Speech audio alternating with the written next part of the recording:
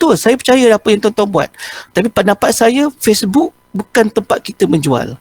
Facebook tempat kita sebenarnya untuk mendapatkan seberapa ramai kita punya audien kita. Audien kita. Di mana audien yang kita dapat ni, kita kena tarik mereka pergi ke satu tempat. Itu orang kata apa, proses yang sepatutnya berlaku. Okey, tapi kalau tuan-tuan mendapat peluang perniagaan dalam Facebook, itu adalah merupakan satu benda yang kita panggil fasa pertama, yang kita panggil sebagai bonus kepada perniagaan. Sebab apa? Sebab bila kita memasarkan produk terus di dalam Facebook ni, kita bersaing dengan banyak pihak. Dan saya percaya tuan-tuan ni yang berniaga dalam online ni pernah berhadapan dengan situasi di mana terpaksa meletakkan harga yang paling rendah sekali untuk mendapatkan customer. Nampak tak? Cabaran ni amat besar sebenarnya. Kita terpaksa bergelut dengan banyak perkara-perkara berkaitan dengan persaingan, segi kos. Sebagai contoh, kalau tuan-tuan perempuan jadi ejen, bagaimana tuan-tuan nak tawarkan harga yang lebih murah. Kena pula kita punya supplier, stokis kita pula masuk dalam pasaran tu pun juga, dia pun nak menjual juga. Dah lah kita jadi ejen dia pula masuk juga jual barang kan. Kita jadi ejen dapat untung RM2-3, RM5-6, dia pula masuk bagi harga lebih kurang sama. Nampak tak kat sini? Kat sini dah nampak dah ada banyak perkara-perkara yang tuan-tuan kena lihat juga. Dan apabila kita tengok satu lagi, bila kita terlalu memikirkan jualan dalam social media marketing, dalam social media platform ni, kita akan menjadi, orang kata apa, pertama dari segi kos harga konsisten, akhirnya kita terlupa tentang kualiti jenama dan sebagainya. Dan di situ kita dapati ramai di kalangan usahawan yang mula berjinak dalam dunia digital, apa mereka pergi ke platform Facebook dan menjadikan itu sebagai tempat mereka menjual, bukan untuk mempromosi atau menarik seramai mana yang mungkin. Akhirnya mereka gagal dan mereka pun frust dengan apa mereka buat. Sebab itu ramai di kalangan kita kadang-kadang tak konsisten dengan apa yang mereka buat. Sepatutnya apa yang tuan-tuan kena faham ialah, bila kita masuk dalam IG, Instagram, YouTube, TikTok, apa semua tu, itu social media. Dekat dunia ni kita ada lebih 3,000 lebih social media sebenarnya. Yang tuan-tuan jumpa Facebook, IG, TikTok dengan YouTube, itu sebahagian kecil saja. Dekat dunia ni beribu-ribu sebenarnya. Ada, tak salah saya, ada 3,000 lebih aplikasi berkaitan dengan social media. So, kita kena faham, ini adalah merupakan tempat kita menarik seberapa ramai pelanggan kita. Ini yang saya katakan tadi. Saya akan cuba berkongsi dengan tuan-tuan, dekat mana yang patut kita faham tentang Facebook ni sebenarnya. Okey. So sebab tu dikatakan sebagai, bila sebut tentang tentang digital marketing ni, dia sebagai channel untuk kita promote. Promote tu apa? Promosikan dan dapatkan pasaran dan perkenalkan produk kita ataupun apa juga perkhidmatan kita kepada peniaga, kepada kita punya pelanggan kita. Itu dimasukkan. Bukan tempat kita menjual tuan-tuan. Menjual tu adalah bonus sebenarnya dalam kita punya short term activity, tapi long term activity ni adalah promosi sebenarnya. Okay, that's why tuan-tuan dan perempuan, apabila tuan-tuan dan perempuan menggunakan social media marketing, tuan-tuan kena faham apakah tujuan dan kegunaannya. Okay, so sebab tu kita kena bezakan dalam perniagaan digital ni antara tradisional dengan digital. Sebab itulah saya menggalakkan tuan-tuan yang masih lagi banyak bergantung kepada perniagaan tradisional tu, cuba beralih arah. Bukan beralih arah sepenuhnya. Maksudnya cubalah pelan-pelan menggunakan social media tu untuk peringkat permulaan, promosikan. Kalau tuan-tuan tanya kat saya, Coach, kalau saya guna WhatsApp, Telegram tu dah kira social media dah dikira digital lah. Sebenarnya itu paling basic sekali. Dalam basic pemasaran digital, yang paling basic kali gunakan platform macam business communication platform tu lah, iaitu kita namakan sebagai WhatsApp, Telegram dan sebagainya. Tuan-tuan tak payah pening kepala nak gunakan yang lebih advance lagi. Sebab apa? Sebab itu pun dah kekuatan kepada kita punya data pelanggan. Cuba tuan-tuan bayangkan, sekarang ni kerajaan baru announce PKP ke 3.0.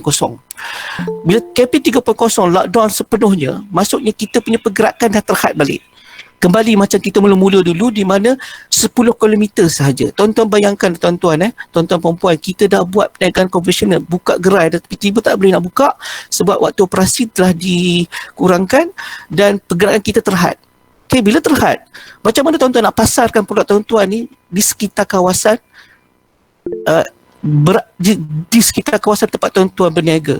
Contoh macam saya di Changlun sekarang ni, macam mana saya nak buat? Di sinilah peranan dimainkan dalam antara salah satu dari platform yang paling mudah, iaitu kita gunakan WhatsApp group. Dia ikut Telegram. You bayangkanlah, kita ada banyak kumpulan-kumpulan. Kita ada geng Taman A, Taman B, kita ada grup pasar online dan sebagainya. Gunakan sepenuhnya. Tetapi nak gunakan sepenuh tu, kita kena ada cara dan kaedah je lah. Antaranya tuan-tuan punya copywriting yang baik, cara menulis, bagaimana nak membuat infografik yang menarik untuk menarik lebih ramai pelanggan. Ubah channel tadi tu daripada konvensional kepada tadi tu, dan amalkan, perkenalkan kaedah cash on delivery.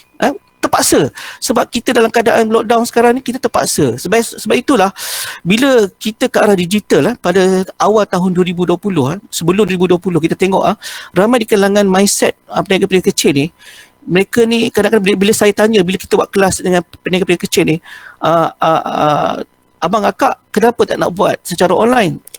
Banyak dia banyak je cerita dia, nak kena benda ni dah, nak kena tahu benda ni dan sebagainya. So dia kata tak apalah, akak selesa dengan ni. So apabila lockdown tu berlaku tahun awal 2020 pada bulan 3, bulan 4, so ramai usahawan-usahawan yang terlibat secara kecil-kecilan, micro entrepreneur ni, mereka rasa tertekan, stres. Macam mana nak pasarkan produk? Dah lah nak bergerak pun tak boleh sampai 10 kilometer kan. Kalau boleh pun kena ada surat daripada macam kita yang buat part time ni, mana ada company pula nak bagi surat tunjuk kata kita ni berurusan secara formal kan. Satu hal pula macam-macam nak kena fikirkan. Di situlah barulah orang terfikir kenapa perlunya kena ada perniagaan online kat situ. Okay, that's why kita punya mindset sekarang ni kena ubah, tuan-tuan, perempuan semua. Macam mana saya sendiri sebagai ibu dan bapa di rumah lah kan, macam ibu bapa di rumah, terpaksa ubah mindset. Sebab apa mindset tu kena ubah? Sebab anak-anak sekarang ni belajar online. So saya sendiri pun dah kena adapt dengan banyak benda tentang online dah. Okay, itu yang berlaku bagi seorang usahawan juga. Dia terpaksa kena berubah. Tak tahu, kena ubah juga. Tapi kita mulakan daripada bawah. Jangan terlalu sangat kita terus ke hadapan yang kita tak faham apa yang kita buat di peringkat asas dalam perniagaan. Okey, saya tak nak cerita tentang perbandingan ni. Saya tahu tuan-tuan dah faham lah semua-semua ni. Cuma saya nak bagi sikit lah beberapa perkara yang tuan-tuan boleh fikirkan. Okey, kenapa saya highlight tentang Facebook? Saya percaya ramai di kalangan anak-anak muda sekarang ni banyakkan gunakan Instagram sekarang di dalam perniagaan online. Saya percaya. Dan ramai di kalangan kita yang macam saya pun ada juga IG dan juga ada Facebook. Kalau ikut daripada statistik yang ini saya rasa dah berubah banyak lah, cepat, very fast. Okay, di mana penggunaan social media di dunia ni, antara yang paling banyak kita kata pengaruh di sekarang ni adalah Facebook. Okay, dari tahun Jun 2020. Jun 2020 ni, saya tak salah, saya dalam setahun lepas lah. Dan saya percaya data ni masih lagi konsisten. Saya masih semak lagi, masih konsisten, di mana masih lagi berada dalam lingkungan 60 ke 70%. Di mana kebanyakan pengguna di dunia ni menggunakan Facebook. Tetapi yang menarik ni, yang kita nak highlight sekarang ni ialah di Malaysia. Yang saya nak highlightkan ialah di Malaysia. Di Malaysia sebanyak hampir 78.39. Data ni pun bagi saya konsisten. Kalau katakan di Malaysia ni, saya percaya ramai orang Malaysia masih lagi melihat Facebook ni sebagai platform ni. Sebab tu bila ditanya kepada saya, senang saja. Coach, saya nak tanya, agak-agak the best practice nak gunakan social media sekarang ni apa dia untuk kita guna promosikan produk kita? Saya kata pergilah Facebook. Facebook masih lagi relevan sampai sekarang ni. Kalau kita compare dengan banyak lagi ID lain. Tapi persoalan dia, adakah kita guna Facebook saja? Tak semestinya. Bagi saya, tuan-tuan nak guna IG, nak guna Facebook, teruskan. Siapa yang boleh tahu gunakan media lain, contoh Twitter ke, YouTube ke, atau apa-apa lagi yang sesuai, guna juga, tak salah. Sebab channel kita punya audience kita ataupun kita punya pelanggan kita ni ada banyak channel, ada banyak dia punya kedudukan mereka. Ada yang duduk di Facebook, ada duduk di IG dan sebagainya. Ada satu pengalaman, saya pernah ada satu pengalaman di mana ada beberapa sahabat saya berjumpa dengan saya tu, tanya saya, saya nak buka satu channel YouTube. Ni kawan saya, dia nak buka satu channel YouTube berkaitan dengan education untuk pelajar-pelajar yang di sekolah menengah secara online. Channel tu contoh channel education lah, channel untuk pembelajaran. Saya kata okay, good, bagus. Dia macam nak buat tuition lah, macam tutorial tuition kat situ. Saya kata bagus. Tapi dia kata saya punya target, saya nak bagi kepada golongan muda. Okay, tak apalah. Saya kata cantik lah tu kan. Okay, dia kata the best channel kat mana? Tanya saya kata the best channel, okay, sekarang ni apa perancangan dia dulu? Okay, dia cadang dia nak buka dia punya channel tu, YouTube tu, yang untuk tutorial pembelajaran online tu dekat dalam IG. Saya tanya kenapa? Saya tanya sebabnya dia percayalah IG ni budak-budak muda ramai, budak yang nak SPM, PMR ramai kat situ. Saya kata betul, saya setuju. Tetapi persoalan dia, kalau kita buat promosi dekat channel IG tu, agak-agak dia orang nak tak? Saya katanya, mestilah nak. Dia beritahu kat saya. Saya kata, betul ke? Sebabnya, apa saya nampak ni, bila berkaitan dengan tuition, tutorial, berkaitan dengan pelajaran ni, selalunya yang excited nak mencari peluang ni bukannya anak-anak. Yang cari ni ialah ibu bapa. Saya kata ibu bapa yang banyak explore benda ni. Anak-anak ni boleh katakan tunggu je kat rumah. Mak kata okey pergi tuition sana, pergi tuition sini. Kan mak bapak kan. Saya jadi parent pun saya akan macam tu. Saya akan cari tuition luar, cari tuition sana untuk hire anak saya, untuk hire orang tu untuk ajar anak saya. So siapa yang eager sekarang ni bukannya anak, bapak. Sepatutnya kita kena cari parent tu, bukannya anak-anak tu. Saya kata dekat mana? Pergilah kat Facebook. Kan, dekat Facebook tu ramai di kalangan orang-orang yang macam saya ni, yang berumur macam saya ni, di situ kita boleh explore lebih ramai mereka. IG boleh, tak ada masalah, tapi jangan lupa Facebook tu, sebab parent ada kat situ sebenarnya. So kita jangan melihat skop tu terlalu, jangan melihat kepada audience yang kita nak target, tapi kita lihat juga kepada banyak elemen lagi. That's why dalam perniagaan online ni kita ada banyak target audience, segmentasi. Dalam kita buat segmen pasaran ni, ataupun kita panggil segmen ni, maksud saya ialah target pasaran kita ni lah, dia ada banyak elemen. Pertama, melihat kepada geografi atau geolocation. Maksudnya tuan-tuan kalau meniaga di Perlis ni, tuan-tuan nak target kat mana? Orang Perlis saja ke ataupun di luar daripada Perlis? Itu namanya geolocation. Ataupun tuan-tuan rasa produk tuan-tuan ni hanya tahan di dalam lokasi di kawasan Kuala Perlis saja, geolokasi tuan-tuan adalah Kuala Perlis saja. Itu kita bergantung kepada produk kita, kemampuan kita nak membuat penghantaran atau dan sebagainya. Yang kedua, dia berdasarkan kepada demografi. Demografi ni apa dia? Melihat kepada umur, jantina, pekerjaan, melihat kepada cita rasa, bangsa, agama, itu katakan demografi. Yang ketiga ialah kita namakan sebagai behavior ataupun tingkah laku. Tingkah laku ni ialah berdasarkan pada sikap dia, minat dia. Okay, sebab tu kita tengok dalam Facebook ni, bila kita buat iklan, kita akan melihat kepada apa? Minat daripada apa? Minat daripada sukan, masak-masak, resepi dan sebagainya. Okey, yang seterusnya ialah tingkah laku. Yang seterusnya ialah psikografik. Psikografik ni merujuk kepada kelas sosial, golongan B14, M ke T ke, itu macam-macam lah dia punya psikografik. So inilah antara beberapa segmen yang kita kena faham dalam perniagaan online pada masa sekarang ni. Kalau tuan-tuan tahu dengan keadaan itu, maka senang kita punya produk sampai kepada pengguna cara dengan lebih mudah tadi tu. Okay, so bagi saya kalau tuan-tuan tanya the best practice nak gunakan social media apa paling bagus, bagi saya semua bagus. Dan semua ada peranan dia, dan semua ada kelebihan. Tetapi kalau kita membuat analisis dan kajian, kita akan dapati gunalah social media yang betul-betul ada pengaruh dia. Sebab tu saya bagi tahu kat student saya, kalau hampa semua dah ada IG buat bisnes, hampa jangan lupalah Facebook ni sebagai platform. Sebab ramai lagi hampa punya kita panggil pelanggan yang berada di situ yang kita nak cari lagi. So itu perkara yang saya selalu tekankan kepada kelas-kelas saya lah. Okey, disebabkan topik kita ni fokus on kepada Facebook marketing ataupun Facebook untuk perniagaan, saya terus kepada Facebook je lah. Okey, tuan-tuan dan perempuan, saya percaya kalau tuan-tuan semua dah ada Facebook. Okey, bila ada Facebook ni tuan-tuan kena ingat, tuan-tuan punya Facebook itu ialah personal page. Apa itu personal page? Personal page ni merujuk kepada page profile kita punya. Dan saya percaya ramai di kalangan kita buat bisnes terus gunakan profile page. Ada kan? Kalau saya tanya dalam grup saya ni, berapa ramai yang buat bisnes kat profile page? Ada tak? Terus buat kat profile page ni, nama sendiri ni, Azizi bin Aziz jual macam-macam kat situ. Ada tak kat sini?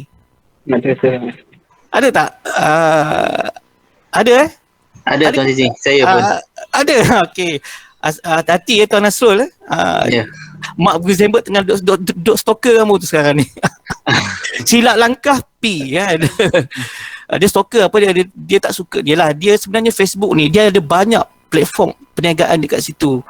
Dia bukan kata tak boleh berniaga dekat personal page tu, boleh sebenarnya. Cuma dia tak galakkan, dan bila kita banyak sangat menjual kat situ, dia dah lari daripada polisi dia. Lepas tu Facebook ni kadang-kadang saya menyampah. Dia polisi dia banyak, dan polisi dia berubah. Kan, apa yang dia buat hari ni 2 minggu lepas akan berubah lagi kan. Dan kawan saya pun dah ramai dah kena block dah dekat Facebook personal, tak boleh buka. Sebab apa? Kes dia berniaga dekat situ. Mungkin nasib dia tak baik lah masa tu lah kan. Macam Puan Cik Asrul ni mungkin dia ada strategi dia kot, yang dia boleh lagi maintain dekat situ kan. Okay, tak apa, tuan-tuan nak buat macam mana, yang penting tuan-tuan kena tahu. Tapi bagi saya lah, bila kita buat business online ni dekat dalam Facebook ni, kita kena fikir long term business lah. Okay, kita kena bezakan antara personal dengan business. Itu saya senang je, personal dengan business. Okay, macam Tuan Asrul lah, kalau datang rumah saya kita nak berkawan 2 orang kan, contohnya tuan-tuan akan datang rumah saya, betul tak? Jumpa dengan saya bersifat, Tuan Asrul akan jumpa saya dan akan convince saya sebagai apa kita panggil sahabat. Tapi apa perasaan Asrul apabila saya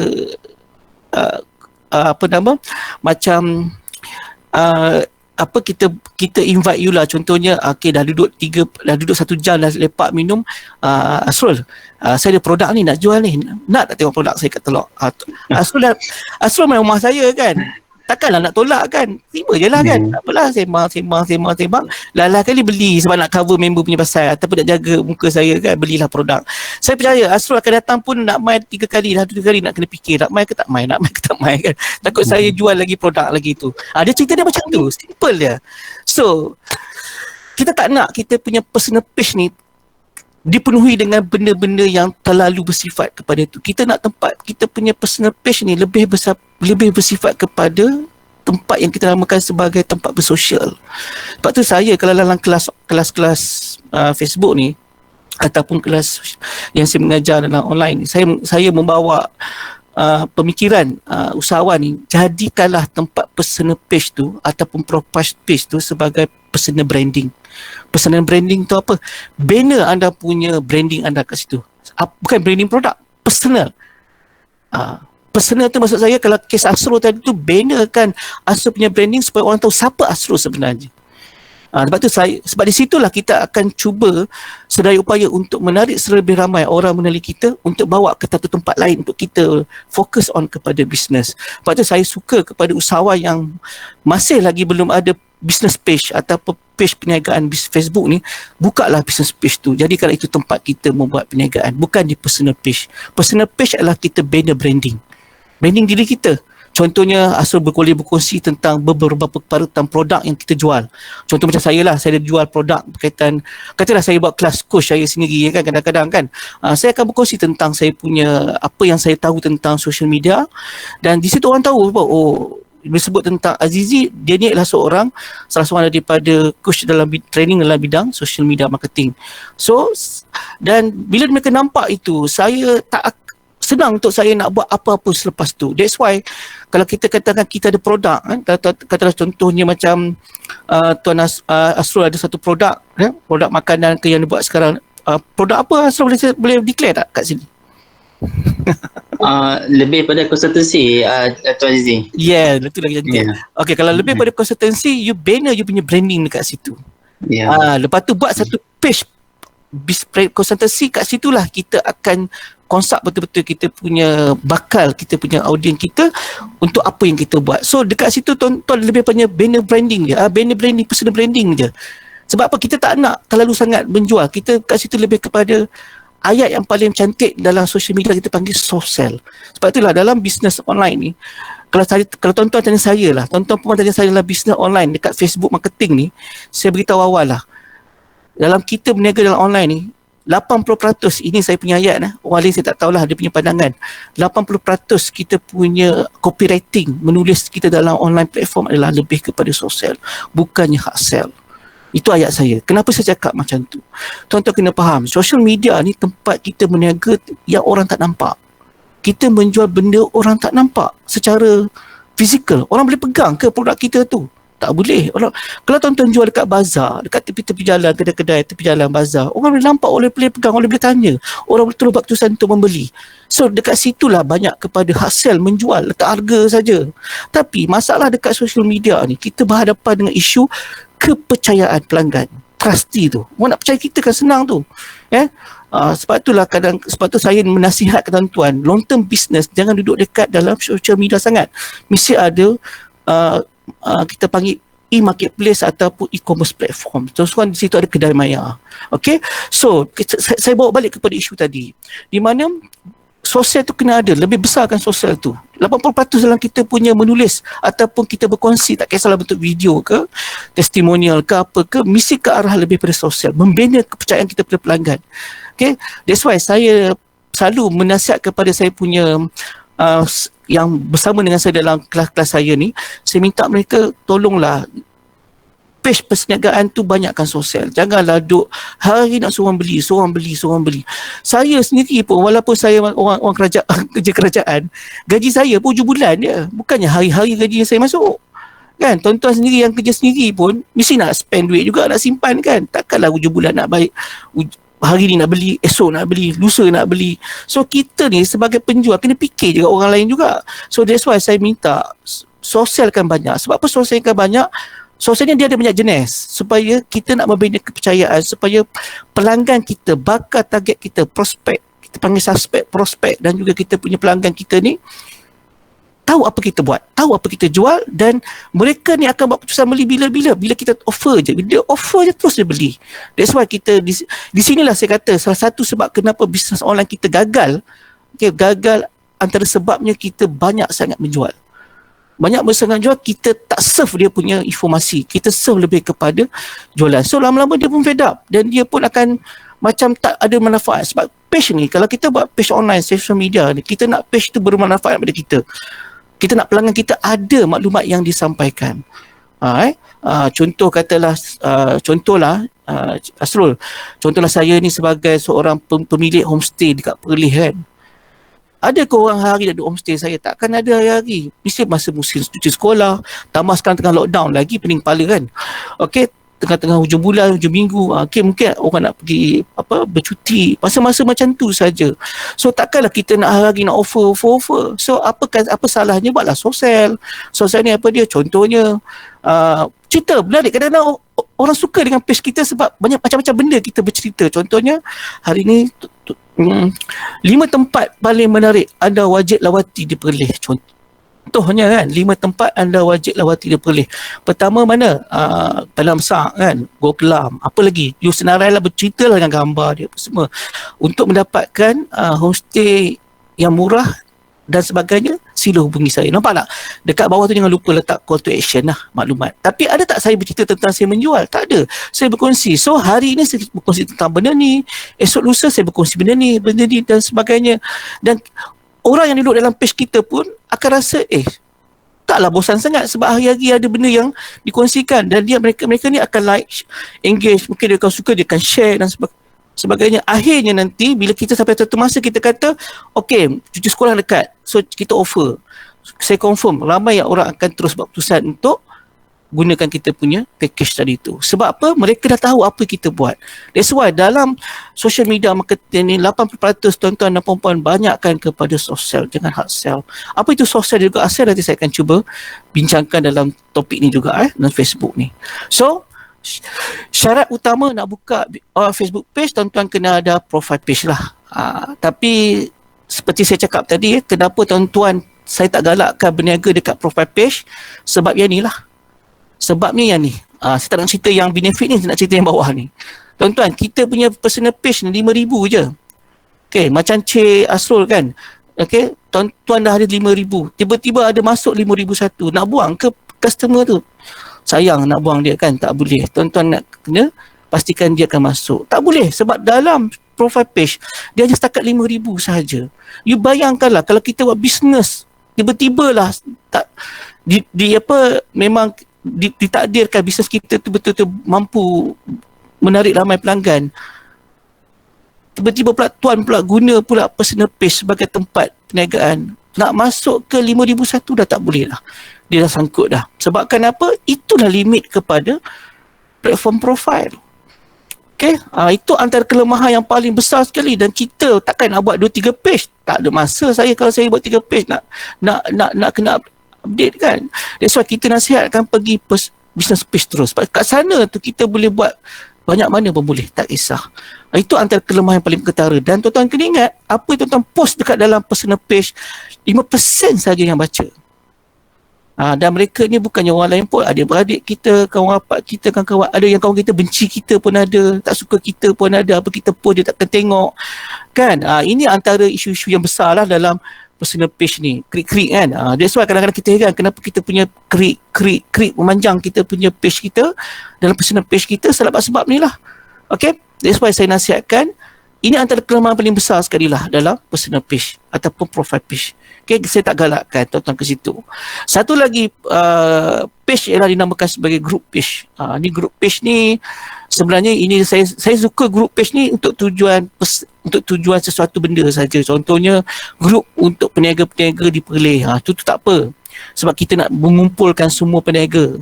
Grup geng basikal, grup geng surau, tu tak apa.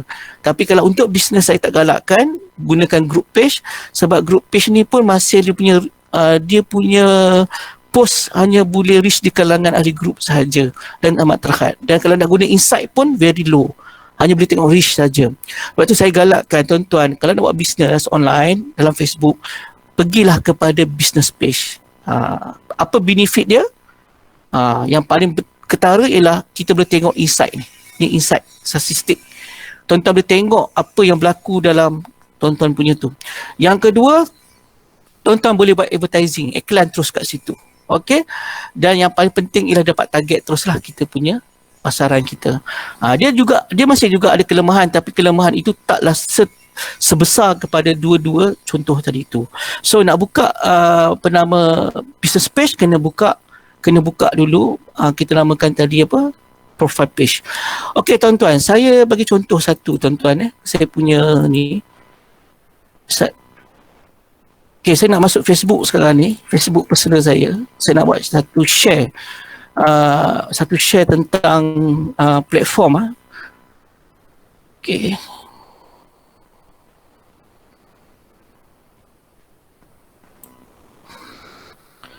Okay, sambil nak tunggu line saya kat rumah ni pun boleh tahan juga slow dia ni pun. Hari ni, pagi-pagi ni memang cabaran sikit internet.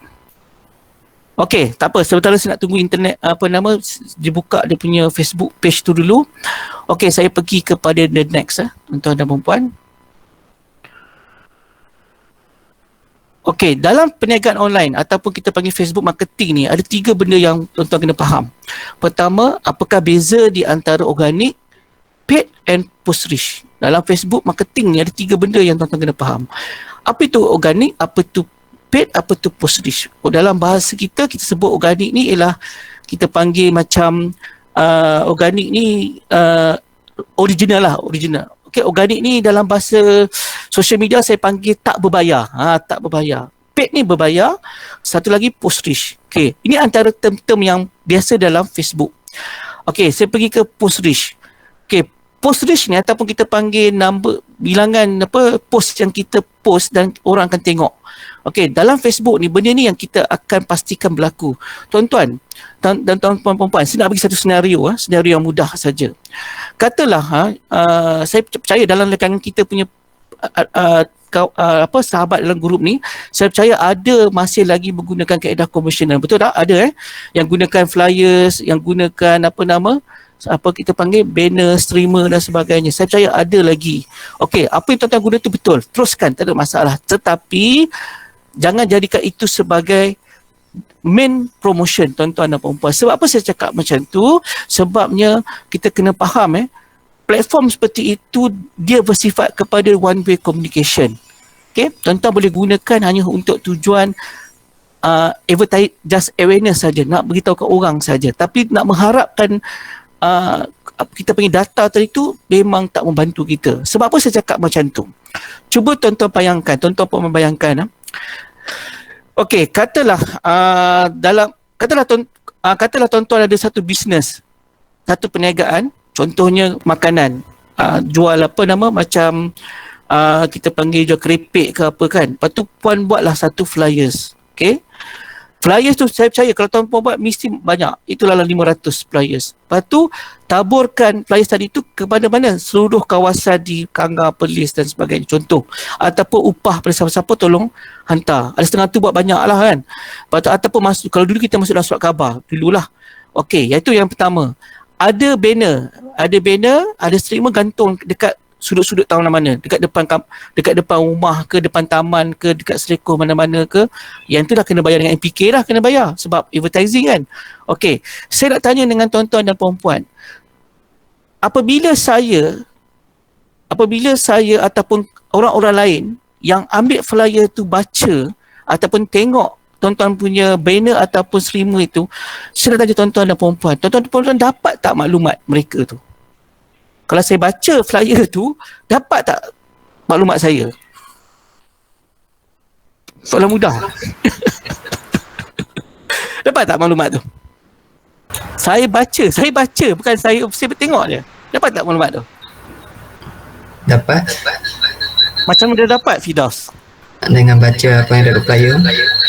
Kamu tu sebagai owner kepada pemilik flyer tu dapat tak maklumat tu? Saya baca je. Saya tak. Saya baca je maklumat ni. Contohnya flyer ni Fida hantar kat saya dekat mana-mana, dekat wiper kerja saya kan. Saya ambil dia, saya baca. Fida dapat tak maklumat tu? Tak dapat. Kecuali kalau saya telefon Fida. Tak? Assalamualaikum Fida. Saya nak tanya ni produk ni macam mana? Contoh macam tu kan. Okey, cik siapa ni? Saya ni Cik Azizi. Daripada mana? Dia daripada Changlun. Cik minat produk macam mana? Maksudnya masa tu Fida akan cantik lah. Itu kalau saya telefon. Kalau saya tak telefon, dapat tak? Tak dapat. You bayangkanlah, saya pernah buat kerja ni dulu. Masa saya awal-awal dulu pun memang saya pun buat bisnes juga. Saya buat online kan, saya buat direct selling apa, jual adalah produk tertentu. Banyak buat juga flyers ni. Habis duit macam tu saja sampai 500-600 flyers. Duduk dekat bazar Ramadan tu duk bagi ke orang tiap malam. Yang telefon saya seorang dua je, tak sampai 10 orang pun telefon. Letih juga. Kan itu tak apa, dia ambil, dia buang lagi. Aduh, lagi frust, sedih kan. You bayangkan sampai tahap macam tu. Tapi yang sedihnya, data tak ada kat saya. Dia hanya boleh bagi data tak ada. Dapat pun tak banyak, seorang dua saja. Tapi itu pun lebih kepada dia tanya, bukan dia nak close dia dan sebagainya. So itu isu dia. Yang saya cuba nak bangkitkan sekarang ni ialah yang ini bangkitnya. Ini saya nak bangkitkan balik tentang post reach ni.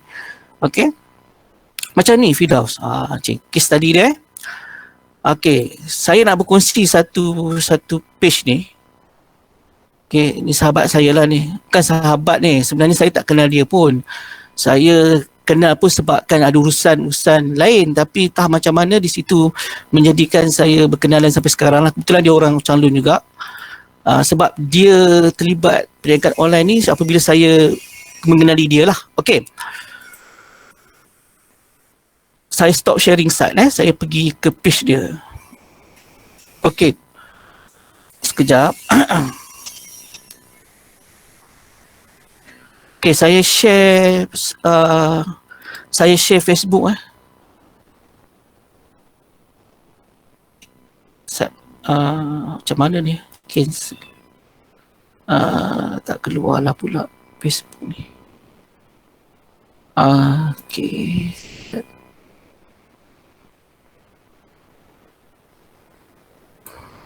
Sekejap. Minta maaf kalau saya terlalu lama sikit. Okay. Cik Azizi, boleh berapa minit lagi ya? Ya. Boleh kan nak bertanya sambil boleh. menunggu? Cik Azizi, boleh. Dia berkenaan dengan bisnes yang saya buat ni, berkenaan dengan perkhidmatan dalam, bukan perkhidmatan, konsultasi dalam perkhidmatan berkaitan dengan platform yang kita boleh cegah rasuah. Dan syarikat saya ni indikator kawasan utara lah, sebab di kawasan tengah ni, Kuala Lumpur, Lembah Kelang dan juga selatan tu memang dah ada syarikat lain yang cater. Cuma bila kita kawasan utara ni, macam mana je approach saya dalam Facebook, sebab benda masih baru, ABMS ataupun anti bribery management system ni, dia memenuhi kehendak kerajaan dalam Akta 17A liability corporate terhadap rasuah, pencegahan rasuah. Maklumat tu peniaga tak ada. Saya keep post perkara berkaitan dengan tanggungjawab corporate untuk pastikan syarikat-syarikat ni tahu tentang alert lah tentang tanggungjawab untuk bangunkan anti rasuah dalam syarikat masing-masing. Tapi bila kita sampaikan tu, saya guna Facebook lah. Maklumat tu dia hanya macam umum saja, orang lain hanya baca, dia punya awareness through Facebook punya information tu macam tak berapa berkesan. Cik Azizi ada pandangan tak berkenaan dengan perkara macam ni? Sebab saya apply apa saja maklumat yang memang ada keperluan, macam Cik Azizi kata yang soft information yang saya dapat tentang syarikat-syarikat yang telah didakwa sebab mengamalkan rasuah, corporate ability dan sebagainya tu. Tapi perkara tu bila kita apply kat Usaha Utara ni, dia sukar sikit, mungkin sebab syarikat tak aware tentang peraturan berkerajaan dan sebagainya. Apa approach saya yang sesuai Cik Azizi dalam kita gunakan media sosial ni untuk make sure apa yang saya usahakan tu dia orang kata ada hasil. Okey. Untuk perkara tu, Cik Asrul ada tak SB page dia sendiri yang Cik Asrul dah bangunkan untuk benda ni? Dah ada dah kan? FB page tu sebab saya banyak juga bergerak dalam yang personal punya, sebab FB page ni saya macam masih lagi orang kata masih lagi tak berapa cekap mengendalinya, sebab saya ada nampak macam post yang Cik Azizi nyatakan tadi tu, berapa ramai orang lihat post saya nampak lah dia punya perkembangan berapa persen. Cuma lagi dia ada cadangkan untuk kita blast through satu orang kata macam dia charge untuk blast tu, tapi dia akan blast lah kepada orang ramai. Kalau saya blast secara general pun orang tak faham, adakah wise, bijak tak saya untuk blast dengan cara berbayar tu, sedangkan yang tak berbayar ni pun orang macam faham tak faham. Tu nak tanya Cik Azizi tentang tu. Okey. Bagi saya, kalau permulaan ini saya ambil secara asas dulu. Dalam Facebook, ini saya cakap dulu secara asas dalam Facebook marketing ni, kalau saya minta pada peringkat awal, saya pun tak menggalakkan tuan-tuan pergi berbayar dulu. Mulakan dengan cara organik tadi itulah, kita share dalam page-page yang banyak pengaruh dia. Cuma sekarang ni dia ada setengah-tengah isu dia berkaitan dengan produk ataupun servis yang ditawarkan. Sebab apa saya cakap macam tu? Sebab saya tak boleh bandingkan Cik Asrul punya produk ataupun servis Cik Asrul tadi tu dengan orang lain. Sebab orang lain tu mungkin produk dia lebih kepada produk bersifat pada consumer lah, produk pengguna kan. Contoh makanan, minuman, benda yang kita kepada demand. Tapi produk ataupun servis yang Cik Asrul tawarkan ni dia bersifat kepada orang kata macam servis perkhidmatan ditawarkan kepada mana-mana syarikat-syarikat yang memerlukan kefahaman tadi tu. Apa yang saya nampak the best targeting, okay, itu saya katakan tadi, ada setengah-setengah benda ni kita tak terlalu bergantung terus kepada social media. Social media mungkin peranan dia dekat situ ialah kita lebih pada awareness, okay, awareness atau kita bagi kesedaran kepada pelanggan kita apa yang kita buat. Yang saya nampak the best practice kepada Cik Asrul ni, saya cadangkan Cik Asrul terus kepada direct marketing. Direct marketing ni lah terus channel kepada mana terus organisasi tadi tu. Okey, apa yang Cik Asrul buat soft sell tadi tu, makluman tentang kes-kes rasuah, salah guna apa semua tu, betul. Cik Asrul akan buat dalam personal page, mungkin kalau ada business page tu untuk nampakkan lebih teguh lagi kita punya business, kita punya servis tu. Pasal saya mencadangkan kenapa kena ada SB page ni atau page perniagaan ni, kita nak bagi nampak kita punya kerja tu nampak lebih profesional. Lebih profesional dan lebih orang kata lebih sistematik, dan kita boleh buat banyak benda kat situ. Okey, dan sebab tu saya tak galakkan di personal page, sebab personal page ni kadang-kadang elemen gangguan luaran tu banyak kan. Dia orang kata satu, dalam personal page ni kita berkenalan dengan ramai orang, kawan-kawan kita dan sebagainya. Bila kita duk menjual, kadang-kadang dia duk ganggu kita dengan benda-benda lain. Itu satu, dia nampak macam tak serius sangat lah. Okey, tapi tak apa, dalam kes Cik Asrul ni, di situ jadikan sebagai personal branding, dan saya nasihatkan buka satu page untuk tujuan kita nak binakan profesional punya business sebagai nampak lebih clear. Dan yang ketiga ialah paling terbaik, cuba buat direct marketing terus. Kalau betul kereta di sebelah Perlis ni, saya mencadangkan terus kepada agensi ataupun terus kepada industri tadi tu. Itulah rasa lebih baik, sebab dalam peringkat awal ni kita rasa tak ramai orang tahu sebenarnya apa yang Cik Asrul buat. Benda macam ni saya sendiri pun first time saya dengar ni, Cik Asrul, saya cakap first time saya dengar ni servis yang macam ni tau. Kan, so saya rasa the best practice terus kepada syarikat tadi tu, direct marketing. Di sinilah kita kena gunakan media-media yang saya rasa Cik Asrul kena tengok balik lah. Contohnya macam kita boleh balik kepada kaedah kita panggil the simple social media lah. Contohnya kita direct to Telegram kepada WhatsApp group ke whatever, ataupun WhatsApp business, yang mana kita boleh jadikan itu sebagai platform untuk kita direct dengan kita punya semua database. Okey, Cik Asrul ada database tak syarikat-syarikat ni? Setakat ni ada, Cik Azizi. Yes. Cuma lagi bila saya blast email pun macam saya malu kat Cik Azizi, syarikat-syarikat yang timur ni dia masih macam clueless. Jadi ya, betul. Betul sebab benda ni benda yang awareness kan, peringkat ni orang masih baru lagi benda-benda macam ni. Tapi saya nampak the best way direct marketing lah.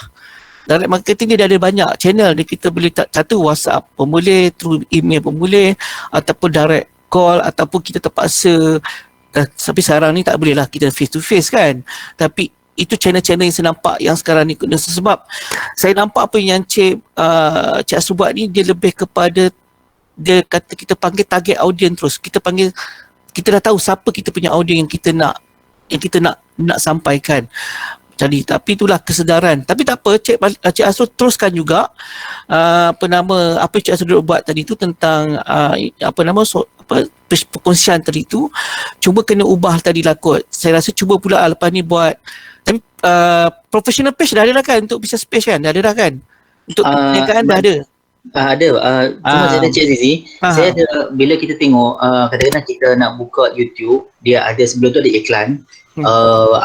Iklan tu macam contohnya syarikat perundingan berkenaan dengan hartanah. Dia guna kaedah secara spontaneous buat rakaman diri dia sendiri, kau cakap hartanah sikit dalam tempoh 5 ke 10 saat. Yang itu efektif tak Cik Azizi? Efektif juga. Kita panggil macam kita buat macam bentuk bukan testimonial lah, kita panggil video kan, video channel. Yes, pun boleh juga yang tu. Cuba tak apa Cik Asrul, cuba perbagaikan kaedah tu dulu. Mungkin kadang orang tak boleh nak membaca informasi dalam bentuk infografik ataupun dalam bentuk tulisan kita, tapi dalam bentuk channel yang Cik Asrul cakap tu mungkin membantu juga dia punya kaedah tu. Sebab kita sekarang ni apa yang Cik Asrul buat ni sebenarnya benda ni dia awareness tu memang kena dapat lah di kalangan para audience yang kita nak target tu sebenarnya. Okey, sebab benda ni benda baru. So bagi benda baru ni maksudnya bukan benda baru sebenarnya, benda dah lama dah. Cuma kesedaran orang tentang servis tadi tu. Macam tu. Boleh Cik Asrul yang tadi tu bagus juga, idea tadi tu bagus juga. Boleh juga pakai. Baik, terima kasih Cik Azizi. Tapi cuba Cik Asrul jangan terlalu satu-satu, cuba memperbagaikan juga, tengok perbandingan kat situ ya. Dekat situ kita akan nampak lah dia punya engagement dia macam mana, reach dia macam mana kan. Ya. Okey. Terima kasih Cik Azizi. Okey baik. Terima kasih. Okey, saya nak berkongsi sikit tentang yang satu page ni Page ni yang saya nak berkongsi sikit. Okey, page ni kalau ikut apa yang saya katakan tadi yang saya berbalik kepada yang saya bercerita dengan Firdaus tadi tu kan, one way communication kan. Okay, bila kita dah ada personal page macam ni, bila kita dah ada business page seperti ini, sebenarnya kita dah banyak benda yang kita boleh buat sebenarnya. Sebab tu saya menggalakkan tuan-tuan, kalau boleh yang belum ada personal business page tu, wujudlah business page. Apa? Sebab kita dah boleh membantu kita untuk kita nak menganalisis. Sebab apa? Dalam perniagaan online yang gunakan business page ni, kita akan dapat banyak perkara-perkara yang tak ada dalam personal page ataupun page profile. Antaranya ialah salah satunya insight. Semua berada dalam Facebook yang saya share ni ke? So nampak? Semua nampak? Nampak sir. Nampak? Okey, baik. Terima kasih. Alright.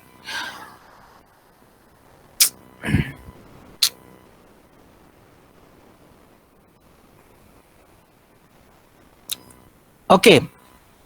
Uh, Okey, bila sebut tentang insight ni, page insight ni, ada beberapa perkara yang kita dapat tengok, iaitu antaranya followers, likes, reach, page view, post yang kita dah buat dan juga people. Inilah data-data yang kita rasa penting untuk jadikan sebagai salah satu data analitik. Dalam dunia perdagangan digital sekarang ni, data analitik data yang paling penting lah kita nak analisa. Okay? Bagi saya lah, kalau tuan-tuan dapat data daripada Shopee, Lazada tu memang cantik lah data mereka. Dia punya data tu memang hebat lah sebab dia nampak banyak benda dalam marketing dia tu. Okay, dalam marketing sekarang ni, orang nak perlukan data macam ni untuk nak buat analisa pemasaran mereka. Contoh macam tadi macam kes saya cerita tentang kes flyers apa semua tu kan. Cuba tuan-tuan bayangkan flyers yang kita bagi kepada kita punya pelanggan kita ataupun yang kita share dengan pelanggan kita, bila pelanggan kita baca, dia tidak akan membawa apa-apa impact kepada kita punya maklumat, kecuali kalau dia telefon baru kita dapat maklumat tu. Tapi bila kita menggunakan kaedah social media dalam kita punya periklanan, tak kisahlah kita nak gunakan kaedah berbayar ke tak berbayar ke, okey, tuan-tuan akan dapat banyak maklumat. Okay? Contoh macam kes ni lah. Okey, antara maklumat yang tuan-tuan dapat, contoh kalau saya pick up people ni, tuan-tuan bayangkanlah, data-data ni data-data yang diiklankan, yang dipostkan. Bila kita post sesuatu sosial ke, hard sell ke apa ke, bila ada orang tengok baca, dia akan keluarkan data-data macam ni. Oh, rupanya page saya ni yang paling ramai lelaki punya, bukannya wanita, 18% contoh. Yang kedua, kita akan nampaklah maklumat tentang kita punya fans kita ialah di kalangan mereka berumur 25 hingga 54 tahun. Range dia. Oh, so kita nampak dah. Oh, page saya ni di kalangan siapa yang paling ramai yang follow ataupun yang like. Lepas tu kita akan dapat pula negara mana, daripada mana dia penimai, daripada mana, daripada Changlun, siapa Perlis ke apa. So kita nampak clear benda-benda ni, jelas. Tuan-tuan, data macam ni dia bukannya dia contact kita pun. Bila dia baca kita punya post tu, dia meninggalkan informasi dalam kita punya platform kita. You bayangkanlah kalau kita bakar flyers, benda ni tak nampak. Sebab apa? Data inilah kita akan jadikan sebagai data untuk kita nak buat marketing lepas tu. Selepas tu kita tahu nak buat marketing macam mana. So kita dengan data ini kita akan membantu kita untuk tahu, saya punya orang yang membeli ni kebanyakan orang daripada Changlun. So kita dah boleh fokus lah. Antara orang kita nak kena fokus lah di kalangan orang Changlun paling ramai tengok kan. So produk saya ni memang ramai permintaan di Changlun. So senang saya nak target kalau saya nak buat locality punya business. Contohnya saya nak gunakan marketplace dekat Facebook, katakan saya target orang Changlun sebab locality hanya Facebook ni, locality gunakan marketplace, dia lebih kurang dalam 40 km saja range dia kan. So kita boleh target dekat situ. Kita nampak dah. Okey, rupanya produk saya ni sampai ke Sabah. Rupanya produk saya ni bukan setakat orang Perlis Utara saja. Orang Batu Pahat Johor pun ada. Bukan di Batu Pahat Kangak. Batu Pahat Johor pun ada, Putrajaya pun ada. Maksudnya kita punya permintaan produk kita ni tak terhad dekat sini tapi ada dekat luar. Maksudnya pasaran tu ada. So di sinilah saya katakan tadi, kita boleh tengok balik. Macam sini dia Ubang Kerian, Kelantan, Hulu Langat, Selangor. Ada data-data tu disimpan kat situ. So ini akan membantu kita untuk kita nak buat pasaran di luar. Okay? So cerita tentang kisah page ni pun menarik juga sebenarnya. Nama page ni pun kalau tuan tengok pun dia macam je kan. Urut tradisional laki dan sunnah. Okay, saya nak cerita lah, benda ni memang very kata apa, macam kita panggil very unique lah, amat unik dalam kita punya page ni. Okay, saya nak cerita case study lah tentang page ni. Okay, salah satu page ni urut laki tradisional dan sunnah, tuan-tuan dan puan-puan. Saya nak membina, ini sebab ada satu topik tentang nak letakkan nama Facebook ni. Ini tuan-tuan letak nama Facebook ni, tuan-tuan kena fikir apa yang orang luar baca untuk kita. Ini saya nak masuk dalam topik tentang bagaimana nak meletakkan nama dalam kita punya page. Okey? Nak buat page mudah, nak letak nama ni paling mudah. Cik Asrul mungkin kat sini antara perkara yang Cik Asrul kena fikirkan juga nama page tu juga. Okey? Saya nak meletakkan satu keadaan di mana tuan-tuan kena fikirkan tentang bagaimana nak mengoptimumkan pencairan nama dalam Facebook page. Ini pun perkara yang tuan-tuan kena fikir. Sebab tu tuan-tuan kena heran. Coach Azizi, saya dah ada business page, tapi kenapa page tadi tak ada siapa nak masuk sangat ni?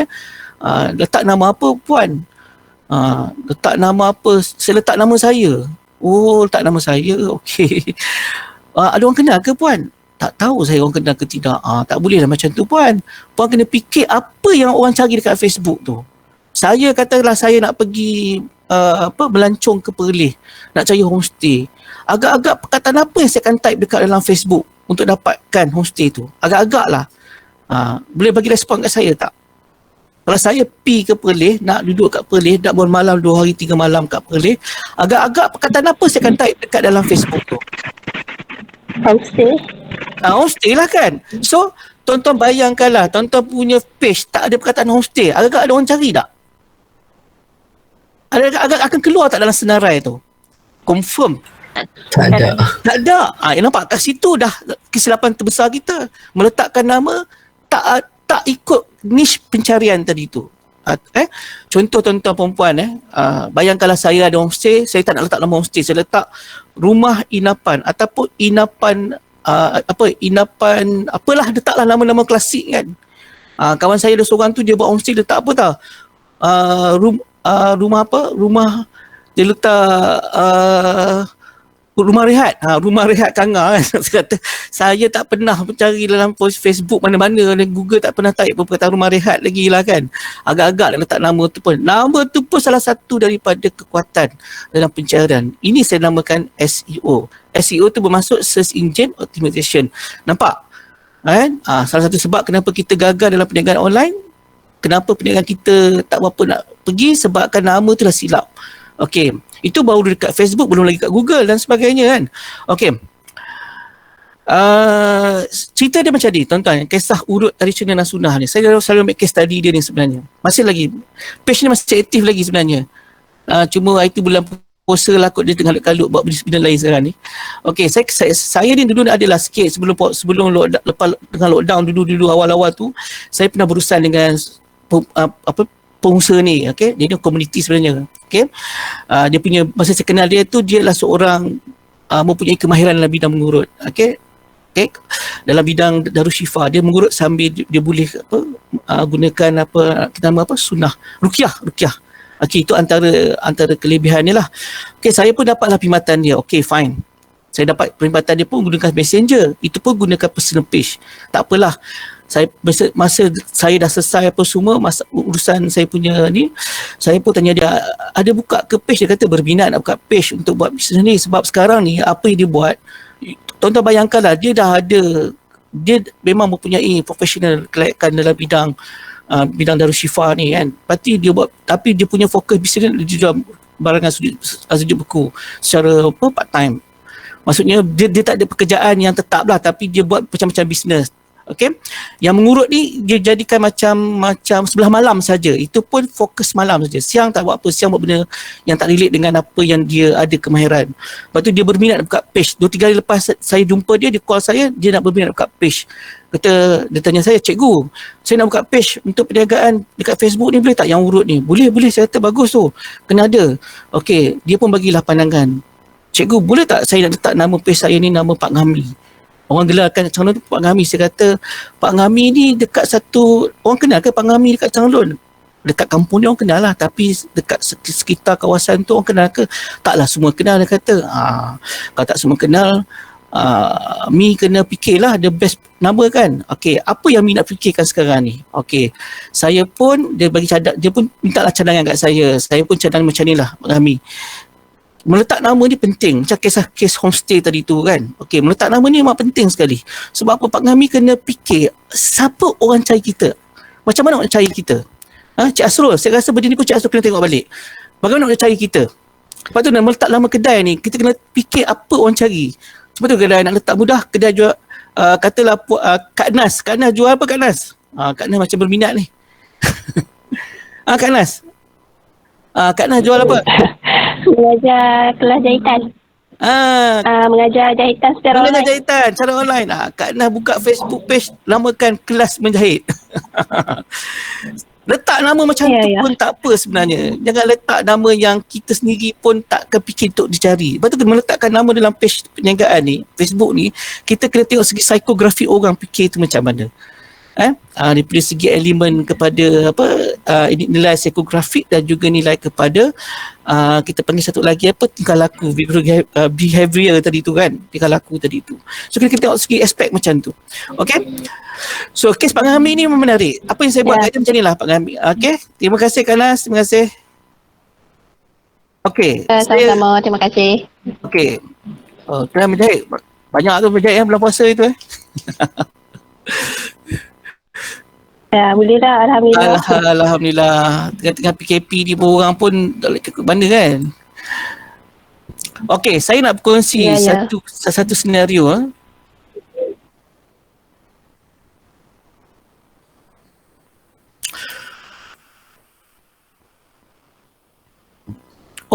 Dia tak boleh buka banyak-banyak Dia kena stop satu, boleh buka yang lain Okey, saya stop yang tadi tu, saya pergi yang terbaru punya bahagian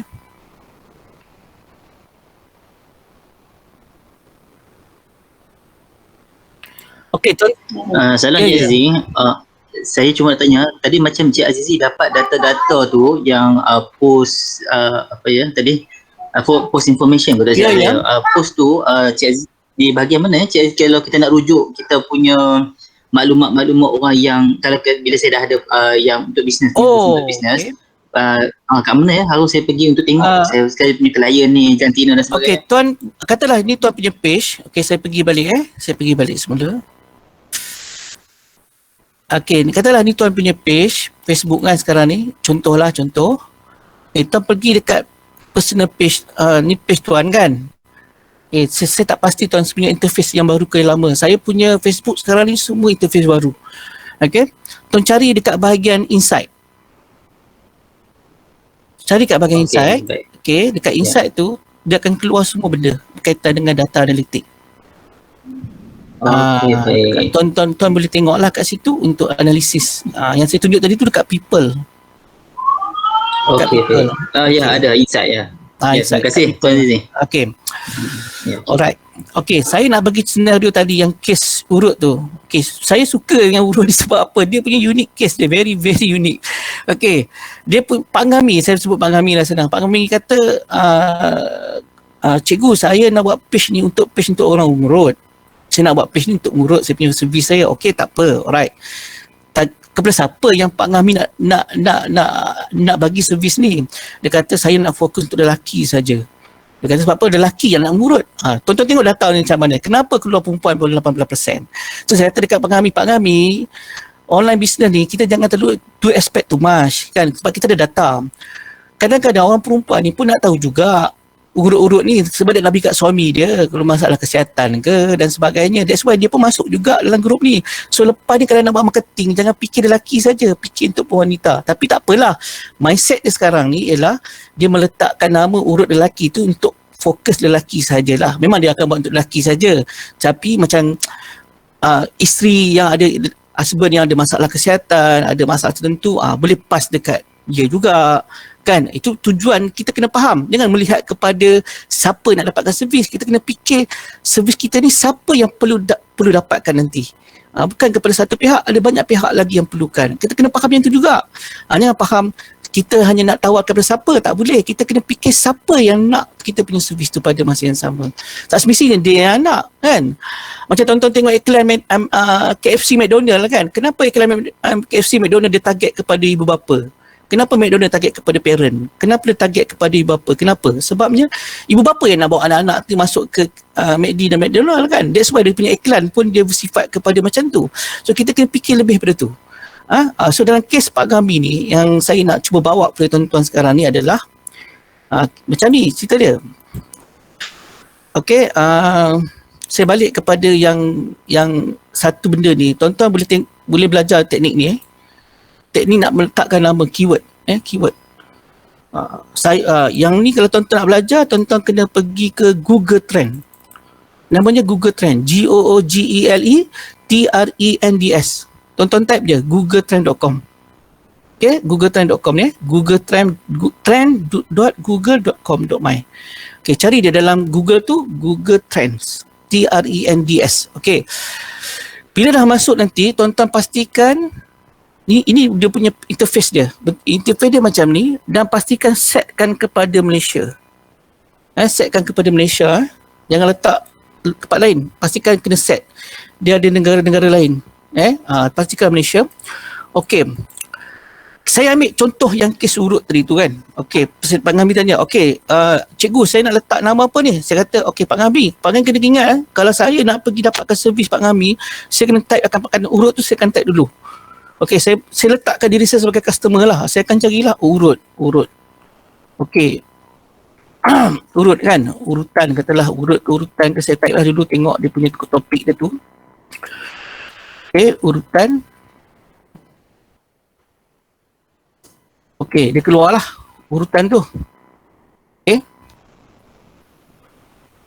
Okey, data ni dia akan ambil 12 bulan terkini. Dia boleh ambil 12 bulan, dia boleh ambil sampai 5 tahun yang lepas pun boleh. Tak salah saya, dia boleh pergi sampai tahun lepas. Okey, ini adalah data yang menunjukkan bahawa graf tentang pencarian perkataan urutan dalam Google. Kenapa saya kata Google? Sebab Google ni hampir 90% pengguna Google di dunia ni lah.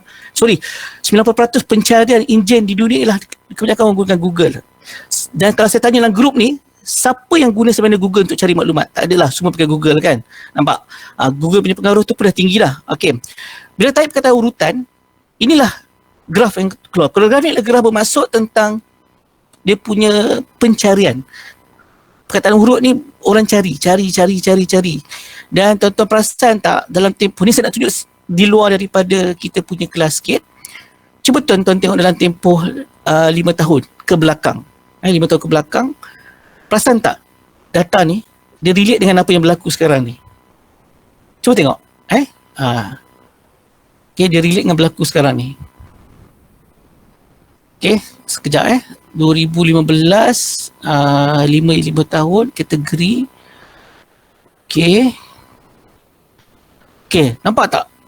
Bisnes perniagaan urutan ni satu bisnes yang memang kita panggil ayat pertama, bisnes urutan ni satu bisnes yang dicari oleh masyarakat kita di Malaysia. Orang mencarilah massage urutan kan. Yang kedua, kalau saya cari kalau tuan-tuan tanya saya bagaimana keyword dia memang bagus. Sebab apa? Keyword dia melebihi daripada 50 pencarian. Maksudnya keyword dia memang popular. Okay, memang popular. Dan kalau tuan perasan tak, dia punya keadaan graf tu turun naik kan. Itu namanya keperluan dia tu. Masa bila orang cari, masa bila tu cari sebenarnya. Okey, saya mungkin tuan-tuan tak perampak lagi yang ni. Okey, saya buat satu lagi. Tudung. Kita buat tudung pula. Ni saya nak tunjuk sajalah. Bukan cerita tentang urutan lagi ni. Kita nak tunjuk macam mana graf tu lagi nampak menarik. Okey. Saya buang perkataan urutan ni, nanti dia confuse pula. Saya buang dulu. Okey. Tudung. Ni saya nak ambil tudung case study dulu. Nak tunjuk kat tuan-tuan dan perempuan. Okey. 5 tahun. Tempoh 5 tahun daripada 2021 ke belakang sampai 2015. Okey.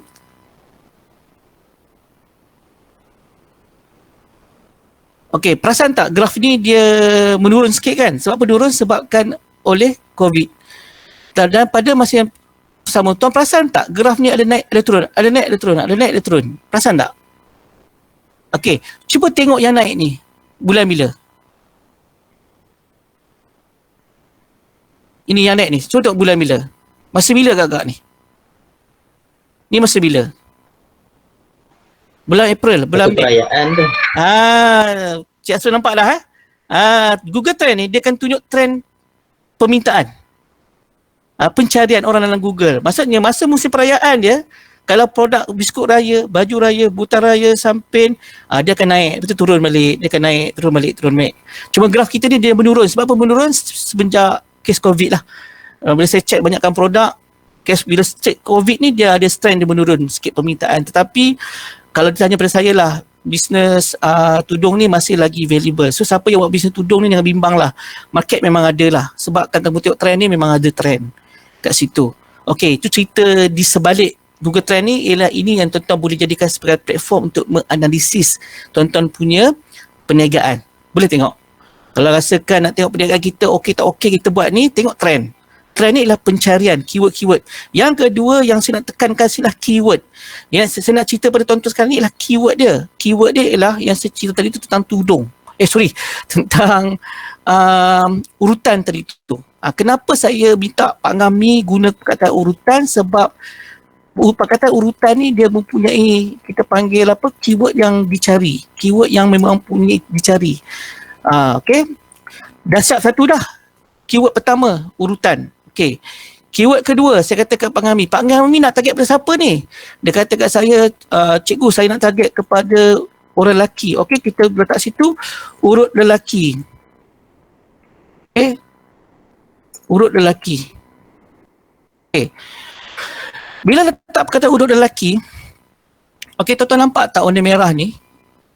Maksudnya benda merah ni, dia punya keyword ni ada pencariannya. Walaupun tak tinggi tapi ada. Ada, dia punya trend tu ada. So, masih valid. Saya kata, okey, Pak Ngami kita boleh pakai urut lelaki sebab trend tu ada. Okey, Pak Ngami letak apa lagi kat dalam nama tu? Sebelum tak kita letak urut tradisional. Sebab dia nak beramal, dia pun gunakan urut tradisional. Tradisional.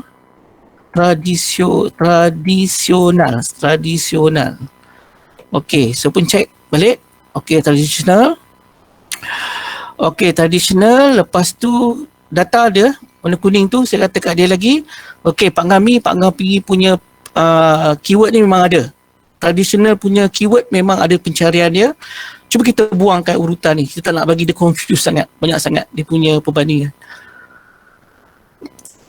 Okey, nampak kita bila kita keluarkan perkataan urutan tu, perbandingan tu dia jadi agak kurang sikit dia punya perbandingan dia. Okey, trend tu ada. Pak Ngami, dua-duanya trend ada. Okey, apa lagi Pak Ngami letak dalam Pak Ngami punya pencarian? Dia tak letak sunnah. Saya kata kat dia, mana ada urut sunnah? Sunnah adalah. Saya kata kat dia kan, urut sunnah ni pelik sikit lah. Jarang ada urut sunnah. Makanan sunnah kan. Ya, kita ikut apa nama Nabi kan, sunnah Nabi, makanan sunnah, cara hidup dan sebagainya, macam-macam. So saya kata kat dia, jangan letak urutan, letak sunnah aja. Okay, sebab itu sunnah ni bagi saya pencarian yang memang tinggi kat Malaysia. Saya cadang kat dia lah.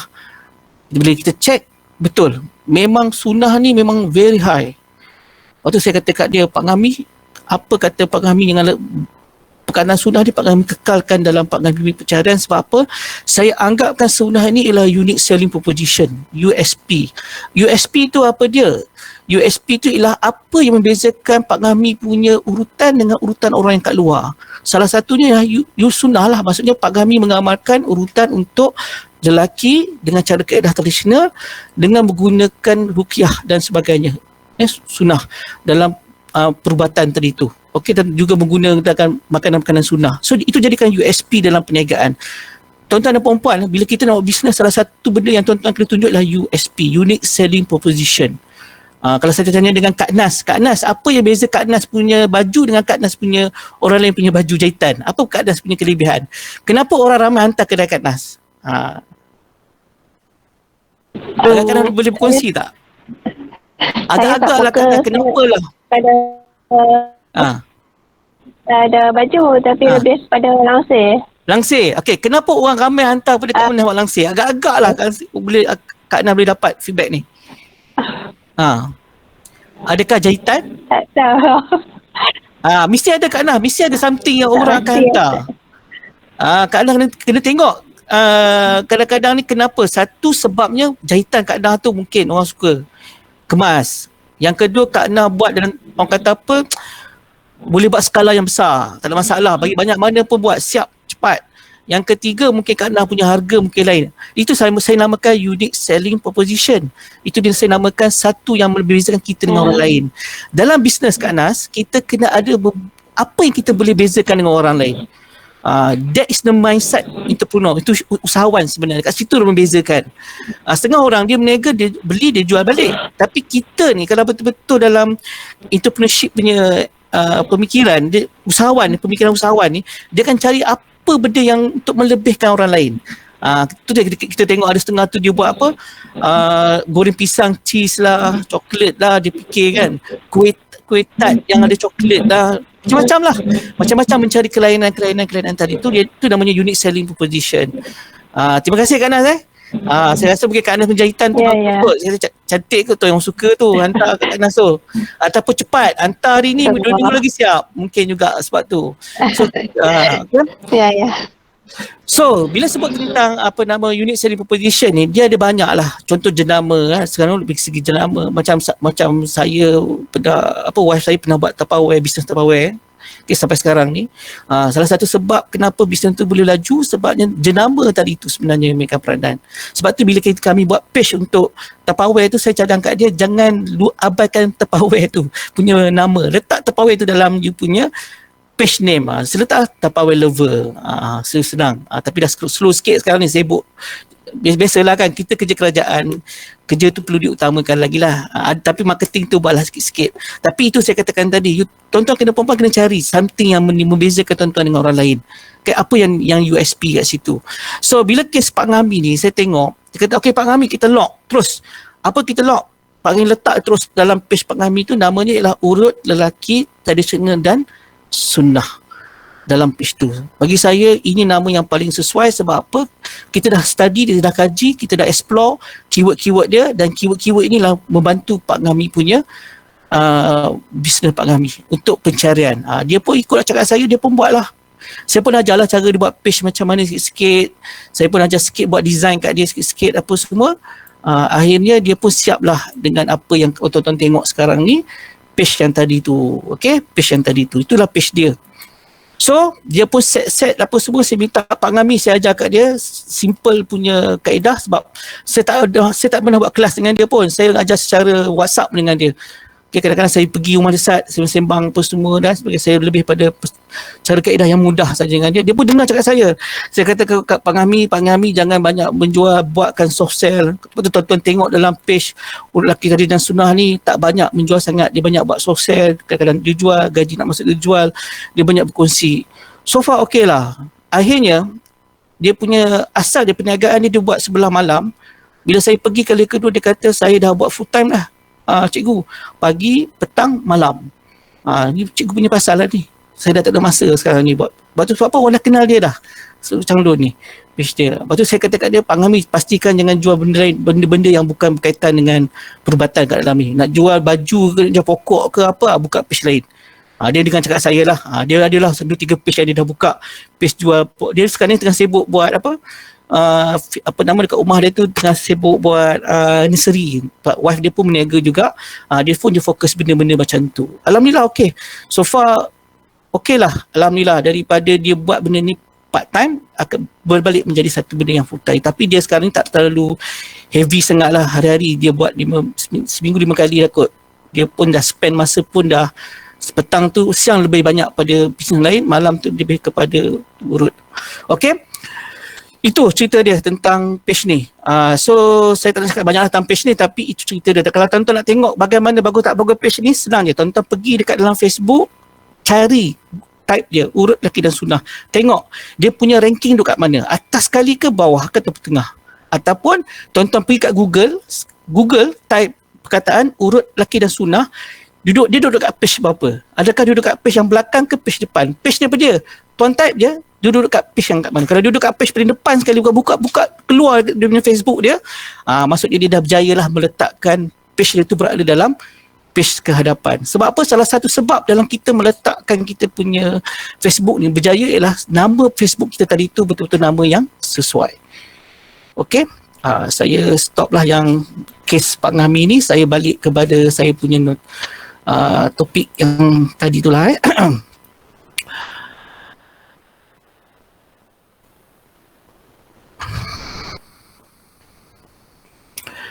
Okey, so di situ saya dah berkongsi dengan tuan-tuan berkaitan dengan keyword sikit, cara-cara nak cari keyword dah ada saya ajar. Okey, di sini akan bantu tuan-tuan punya post reach akan meningkat. Okey, yang kedua ialah organik. Dalam Facebook ni ada perkataan organik. Organik bermaksud tak bayar lah. Tak bayar ni macam mana Macam mana yang Cik Asu cakap tadi lah, dia buat, dia share kat page-page lain. Page orang calon, page anak perleh, dia share. Itu namanya organik. Kita namakan kaedah snowball. Snowball kita baling. Kita baling bola saji bola, kita baling 10, mungkin dalam 10 tu 3-4 yang kena. Itu maksudnya organik. Dulu kaedah ni memang famous lah dalam Facebook, tapi sekarang ni dah kurang dah dia punya ni, orang dah fokus banyak kepada ads. Sekarang ni ads tu nampak lebih berkesan berbanding dengan organik. Dulu ya memang banyak digunakan, tapi sekarang ni agak kurang. Sebab kita kena ingat, bila kita share dekat page-page yang kita masuk join sebagai contoh page saya orang Perlis dan sebagainya tu, bagi saya taklah bagus sangat pun segi quality customer, sebab dalam grup tu bermacam-macam orang. Bukan semua orang suka dengan produk kita. Jadi kita kena faham page tadi tu. Dan itu saya mengalih pandangan anda, kalau boleh pergilah kepada Facebook advertising. Buatlah iklan di Facebook terus. Tapi sebelum pergi buat iklan Facebook, kena belajar dulu tentang Facebook ni dalam kaedah organik dulu. Dapatkan dulu pengalaman organik ni. Organik ni nanti akan mengajar kita banyak perkara lah dari segi kita punya konten dan sebagainya. Satu lagi dinamakan paid. Dalam Facebook kita sebutkan paid. Paid ni maksudnya kita bayar kepada Facebook untuk mendapatkan targeting ataupun sasaran yang lebih besar lagi. Okey, sebab itulah saya nasihatkan tuan-tuan semua, tolonglah kalau boleh bila dah ada bisnes sekarang ni yang buat dekat personal page, jangan lagi buat dekat personal page. Nak berniaga, buatlah dekat Facebook page. Okay? Sebab apa? Lebih profesional. Dia ibaratkan kedai kita, e-shop. Lepas tu dia ada page roll. Kita boleh invite kawan kita, partner kita jadi silakan bersama dengan kita dalam page tersebut untuk bantu kita sebagai admin ataupun sebagai editor. Lepas tu dekat situ data insight yang saya share tadi tu, yang gambar people reach apa semua tu, kita boleh jadualkan kita punya post bila-bila nak dihantar. Okay, bukannya hari-hari, kita boleh post, kita boleh set kita punya tarikh dan masa. Dan yang paling penting adalah kita boleh buat periklanan dalam Facebook. Okay, ini contoh-contoh lah Facebook okay, yang dikatakan, yang dah dikategorikan sebagai Facebook perniagaan. Okay, nak create Facebook ni mudah tuan-tuan, senang saja. Pergi kat Face tu, pergi kat create. Create kat situ, pergilah dekat dalam page. Nak kena ajar ke yang tu? Tak perlu kot, saya rasa senang saja. Tuan-tuan ada personal page kat sini, tuan-tuan pergi je dekat bahagian atas ni, cari kat situ yang gambar macam palang tu kan, ada gambar create, kat situ ada page, pergi kat situ. Dan jangan lupa tuan-tuan dan puan-puan, bila tuan-tuan dah masuk create page ni nanti, tuan-tuan kena penuhkan dulu maklumat kat sini, barulah dia boleh benda ni boleh berfungsi. Sekarang ni syarat dalam Facebook nampak dah banyak berubah. Nak fungsikan benda ni, dia kena penuhkan dulu sikit maklumat dekat info ni, dan bila dah penuh kita boleh pergi kepada okey, ini adalah tips untuk menamakan Facebook page. Macam tadi saya kata kat tuan-tuan puan-puan, kita letak nama yang orang nak cari. Contohnya urut laki dan sunnah, kedai jahit Kak Zah, Kak Nas, kedai jahit Kak Nas, contoh kedai jahit langsir, ataupun apa lagi, direct terus. Kadang-kadang orang nak cari langsir. Nak cari langsir dekat dalam Facebook macam mana? Menjahit langsir. Mungkin kita punya nama tu ada relate dengan menjahit, dan langsir tu kena ada kat situ. Supaya direct terus orang cari kita kat situ. So kalau Kak Nas punya nama page tu ada nama langsir, ada nama menjahit langsir, itu nama keyword-keyword yang kita nak letakkan. Ataupun ada jual baju kanak-kanak. Kedai jual baju kanak-kanak, kan? Ataupun menjual baju kanak-kanak. Nama-nama yang macam tu pun tak apa. Yang penting senang cari. Jangan letak nama yang sedap-sedap, yang best-best, yang kita sendiri pun nak cari pun susah. Okay?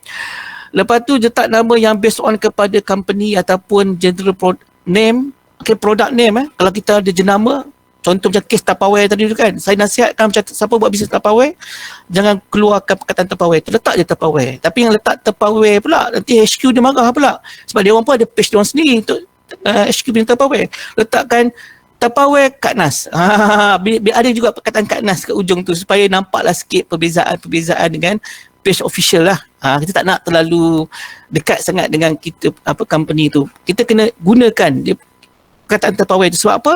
Sebab itu brand. Bila brand tu, saya sendiri pun kalau pergi kat Facebook, saya akan cari Tupperware apa produk kita nak beli Tupperware tu kan. Kita akan cari botol Tupperware lah, bekas air Tupperware. Nampak? Saya menaik tu pun saya dah fikir nama dia dengan apa benda dia. Nampak? Kita kena fikir macam tu. Lepas tu kita boleh buat create unique URL dan sebagainya lah. Okay? Yang penting kita punya pencarian dalam Facebook tu dapat dicari dengan baik dalam Google pada masa yang sama. Okay, tuan-tuan kalau nak buat graphic design untuk buat cover Facebook, pergilah canva.com. Type je canva.com. Situ dia dah ada cara-cara nak membuat cover page. Senang saja yang ni tuan-tuan. Tuan-tuan boleh masuk guna akaun Facebook ataupun boleh masuk akaun baru. Bila masuk nanti, tuan-tuan boleh gunakan Canva ni untuk tuan dan perempuan untuk create ni. Dia punya cover page tu nanti. Saya tak payah ajar. Senang sangat. Very mudah sangat untuk guna canva.com ni untuk tujuan ni. Okay. Tak payah break kan, kita terus kepada ni. Okey, bagaimana kita nak pastikan kita punya posting tu bernilai? Ni tuan-tuan yang saya katakan tadi kadang-kadang kita kena fikir kenapa kita punya promosi tak dapat berjaya, sebab apa kita punya produk kita jarang dikenali, kenapa kita punya page sendu, tak ada apa-apa aktiviti orang tanya tentang produk. Kita kena lihat balik, adakah kita punya posting kita ni betul-betul bernilai? Pertama, pastikan kita kena ada testimonial. Testimonial ni bermaksud apa? Tuan-tuan minta lah customer ke sesiapa ke review. Semalam saya ada beli produk Denas MD2 dekat lokaliti di kawasan Changlun ni. Dia pun tanya kepada saya kan, macam-macam tanya saya. Macam mana, okey ke Denas saya dia sedap ke, manis ke apa, saya pun beritahu kat dia lah manis, sedap apa semua. Boleh tak tuan saya nak ambil, jadikan dia sebagai share untuk dalam saya punya ni, untuk review lah kan. Saya kata ambil je, tak apa. Saya tahu itu benda tu sangat penting kepada usahawan untuk yang jual secara online. Dia nak sangat benda-benda macam tu untuk bantu perniagaan dia. Lepas tu saya nasihatkan dia, saya pun bagilah sikit benda-benda yang penting untuk dia. Sebab saya tahu selalunya usaha online ni dia perlukan benda-benda macam tu untuk bantu upkan dia punya sale dia. So tu saya bagilah testimoni saya kat dia untuk dia gunakan. So tuan-tuan kena pastikan page tuan-tuan tu jangan banyak menjual, banyakkan juga testimonial. Dapatkan sikit kata-kata daripada pelanggan bagi feedback pelanggan. Macam Kak Nas, bila pelanggan dah ambil langsir tu, minta lah ambil gambar sikit dekat rumah tu, langsir yang Kak Nas dah jahit tu. Okey, contoh macam tu. Lepas tu bagilah sikit informasi tentang langsir tu macam mana. Untuk Kak Nas ambil, masukkan dalam Facebook page supaya orang tengok hasil daripada kerja kita. Contoh macam tu. Ataupun kita buat live video. Live video kita boleh buat dalam bentuk kita berkongsi produk ataupun kita buat demo produk, tutorial, ataupun yang satu lagi tutorial tentang demo sesuatu benda tentang produk kita, ataupun kita buat benda yang relevan. Kadang-kadang saya nasihatkan kepada yang buat bisnes stokis ni, yang ada stokis ni, pergi ke stokis tu, ambil gambar sikit kat stokis tu, tunjuk hari ni ambil barang daripada stokis, tunjuk barang apa banyak-banyak tu, tunjuk, masukkan dalam page. Jadikan itu aktiviti.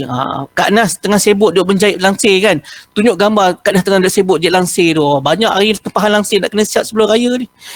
So itu namanya relevan dan juga aktiviti yang kita buat. So nampaklah menarik kita punya page. Nanti ada kawan-kawan akan masuk. Banyak dia suka tengok tengah sibuk buat kerja apa semua.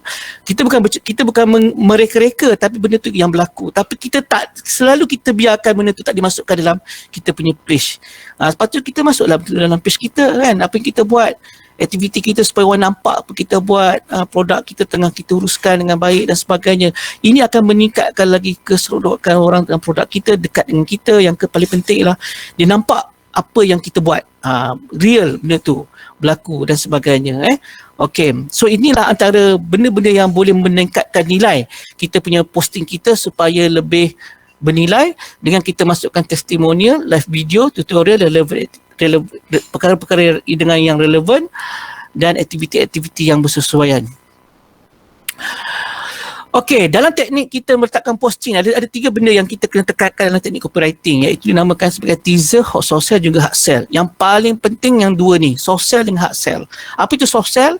Soft sell ni macam tadi itulah, yang kita buat testimonial, kita buat aktiviti, kita buat demo, kita buat video, itu ialah soft sell. More pada soft sell, supaya orang trust kita pada pelanggan.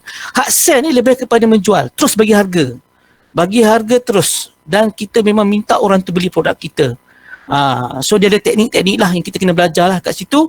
Tapi yang paling penting dalam saya punya kelas yang saya sudah tekankan, banyakkan sosial. Kita berkongsi apa yang kita buat dan bercerita apa yang berkaitan dengan produk yang kita tak menjual, tapi lebih kepada membina kepercayaan kepada pelanggan. Okay, di sini kita kena ada skill copywriting.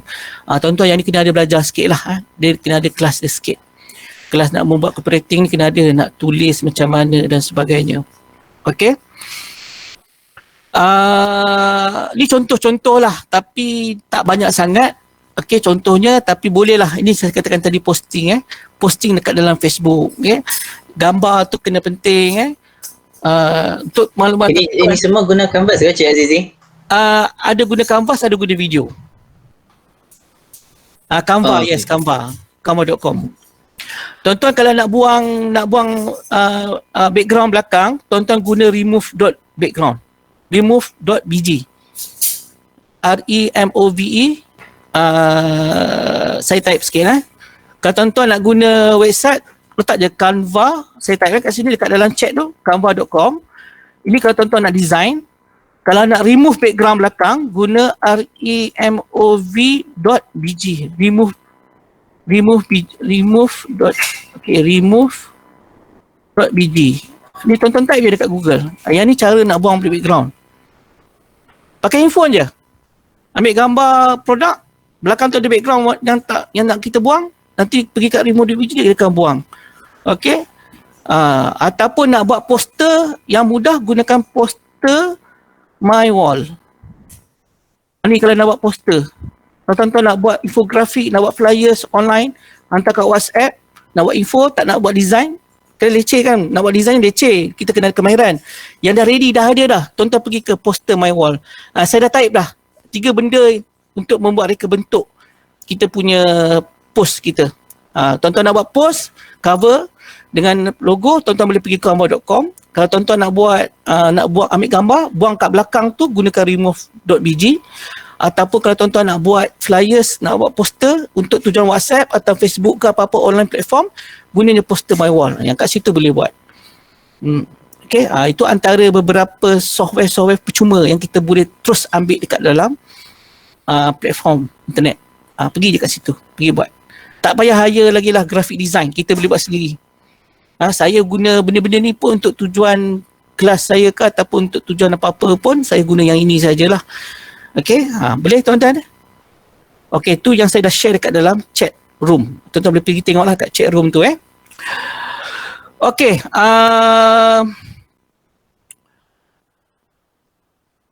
okey, teknik dalam kita nak ambil gambar ni pun saya nak tunjuk tuan-tuan. Saya bagi tips lah. Tuan-tuan, saya tahu kebanyakan kita nak ambil gambar sekarang ni gunakan handphone Okey, saya bagi tip. Tuan-tuan kalau nak ambil gambar, pastikan handphone tuan-tuan ni, dia punya kamera ni, dia punya brightness tu tuan-tuan kena buat full brightness, bagi full. Pergi kat setting tu, brightness kamera tu kena bagi full.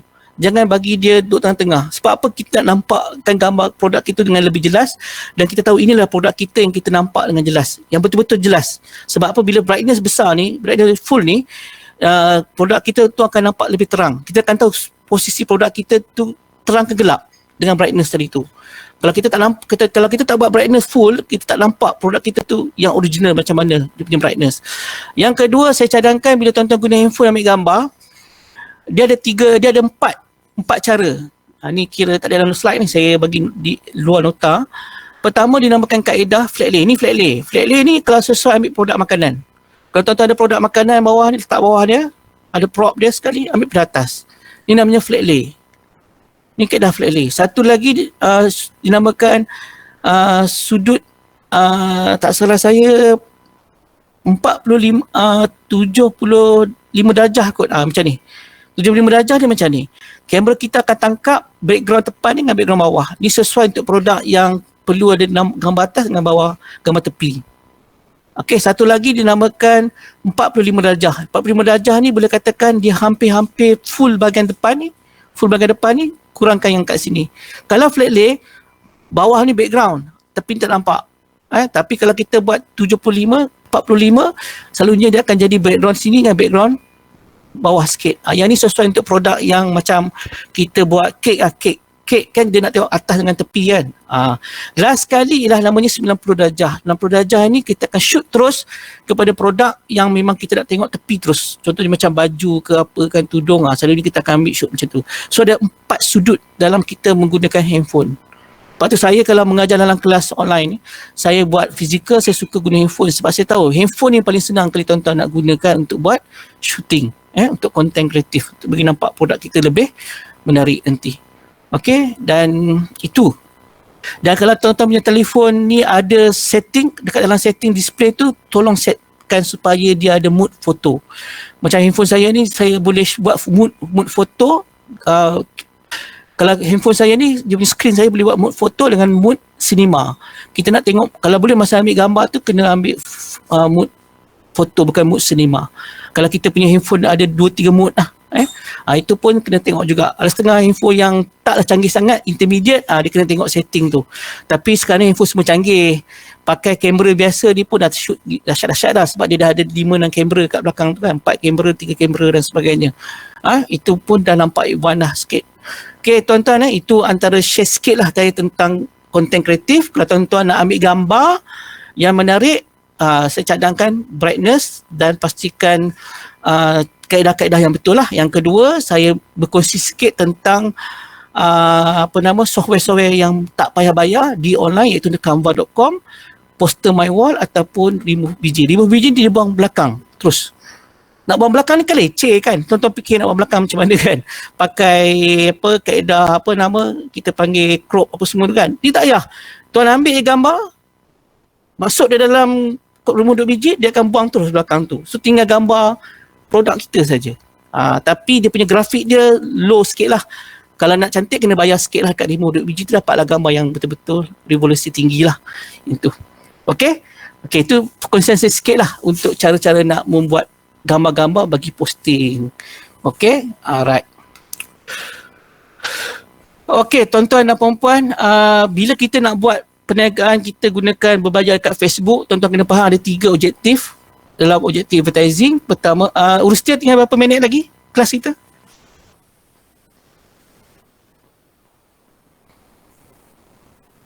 Urustia berapa minit lagi? 20 minit. 20 minit saya kalau tak sebut awal-awal nanti kan belajar sampai pukul 2 ni. Okey, ada 3 objektif dalam Facebook. Pertama, bila kita buat Facebook advertising ada 3 objektif utama: awareness, consideration, conversation. Saya minta maaf tuan-tuan dan puan terpaksa guna term ni. Sebab apa? Term ni memang term dalam Facebook. Awareness bermaksud ialah kesedaran. Kesedaran kita nak kesedaran. Kalau tuan-tuan mula-mula nak guna Facebook ad untuk buat iklan, gunalah awareness dulu. Okay, so awareness ni dia akan dapat reach yang banyak, dia akan boostkan kita punya page supaya orang kenal page kita. Takkan tuan-tuan nak terus pergi kepada consideration. Consideration ni kita lebih kepada kita nak dapatkan ramai traffic, ramai orang masuk kita punya page, tapi masalah page kita tak kenal. Kalau page kita baru buka tak kenal, takkan nak pergi ke objektif kedua. So pastikan objektif pertama tu kita kena fulfill dulu. Okay? That's why kita kena attract orang masuk dulu, tahu kita punya page, barulah kita boleh buat yang kedua. Kedua ni lebih kepada kita nak dekatkan dengan audience.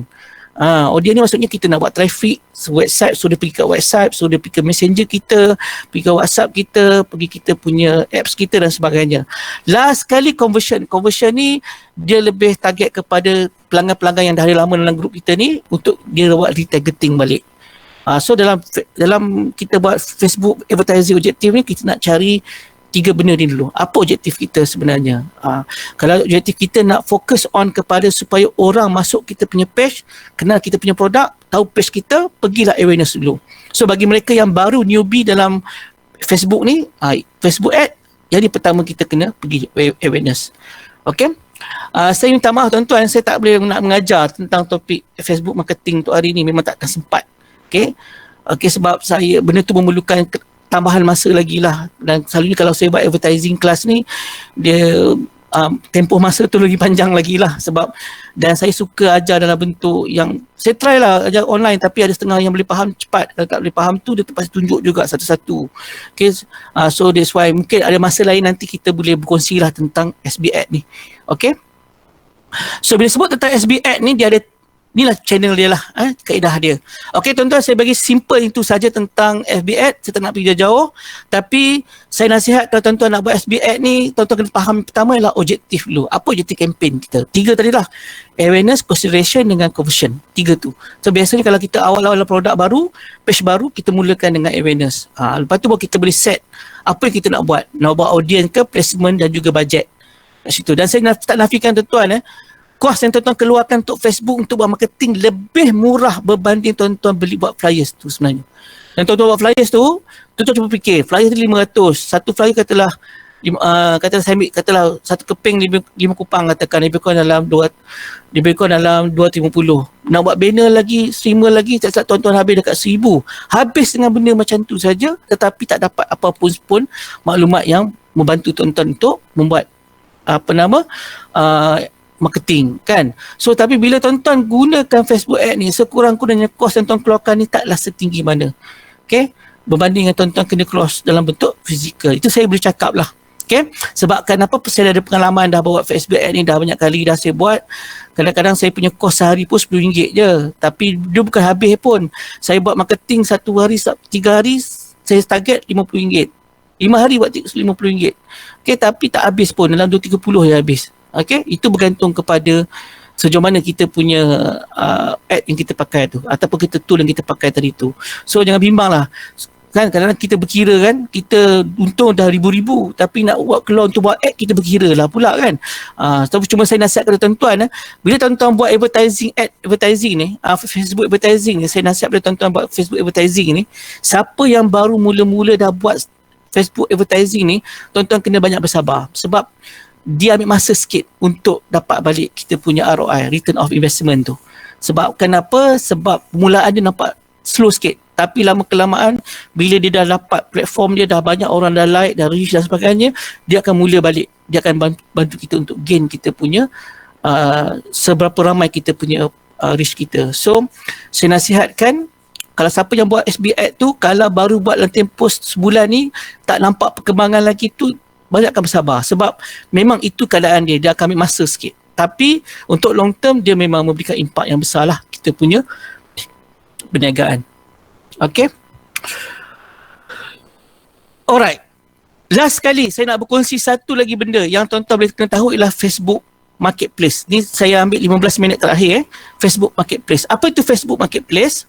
Tuan-tuan dan puan-puan sekian, bila tuan-tuan pergi dalam personal page, perasan tak? Kalau tuan-tuan kata kat saya lah kan, coach saya nak tanyalah, saya ni malas nak buat Facebook ni. Yang coach tunjuk kat saya tu, saya tak ada masa nak buat page ni. Memang saya nak buat page pun saya tak reti nak buat dia punya grafik, cover page lah, apalah semua.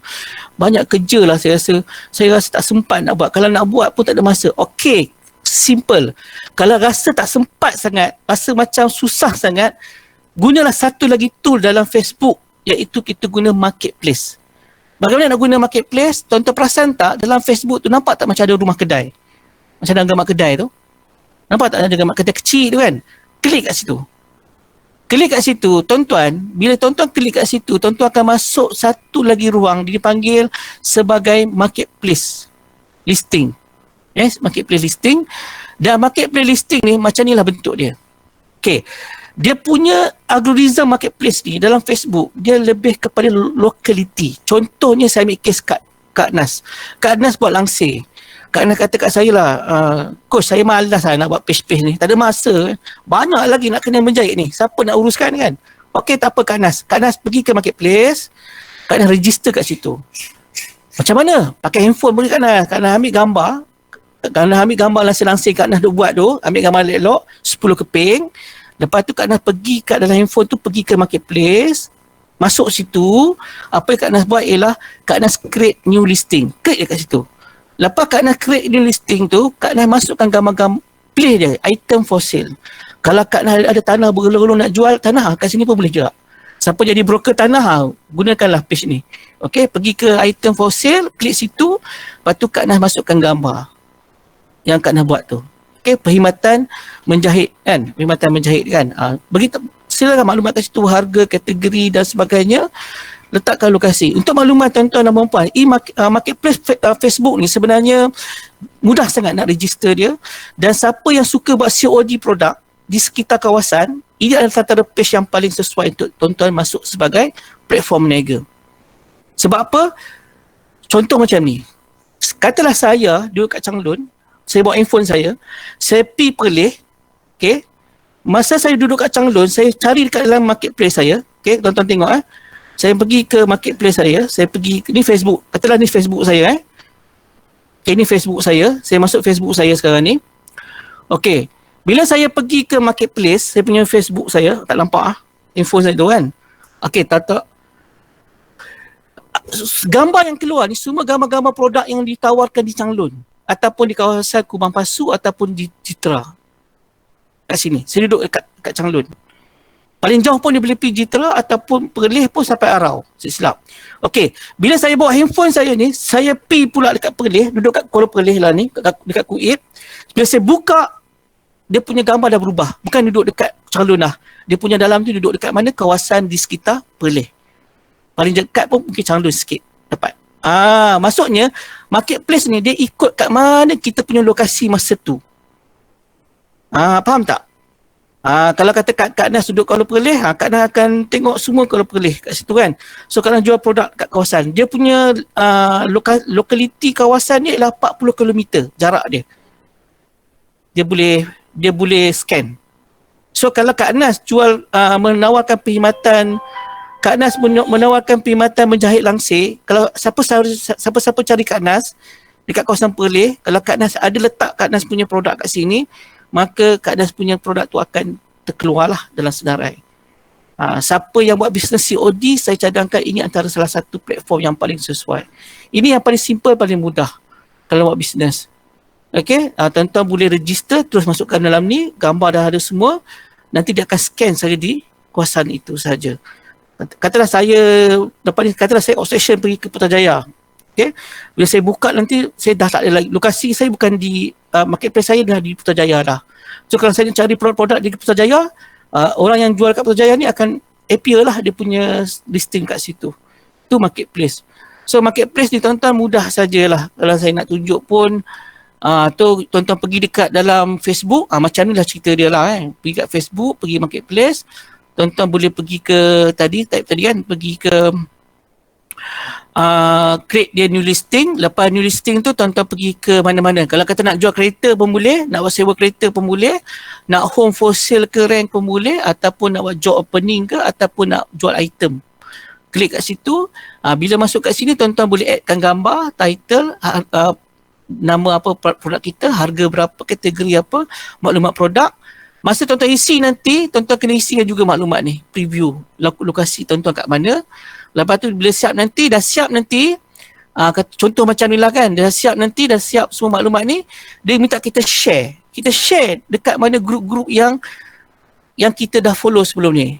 Okey, contohnya macam saya follow produk Kedah, Perlis food delivery ke, saya anak Perlis ke, seorang Perlis ke yang kita duk follow tu kan, kita boleh share kat situ semua.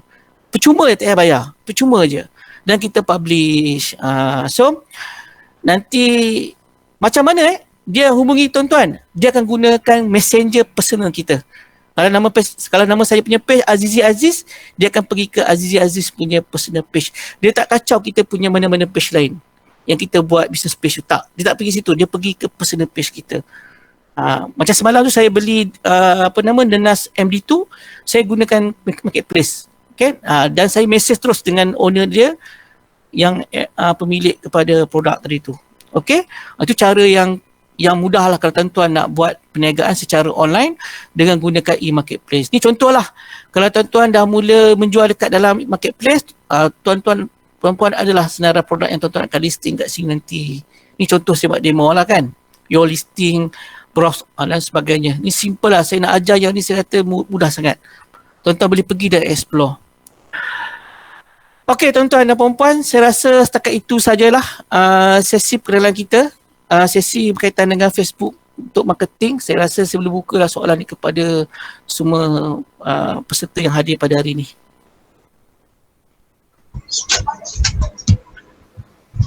Majlis diteruskan lagi dengan sesi soal jawab.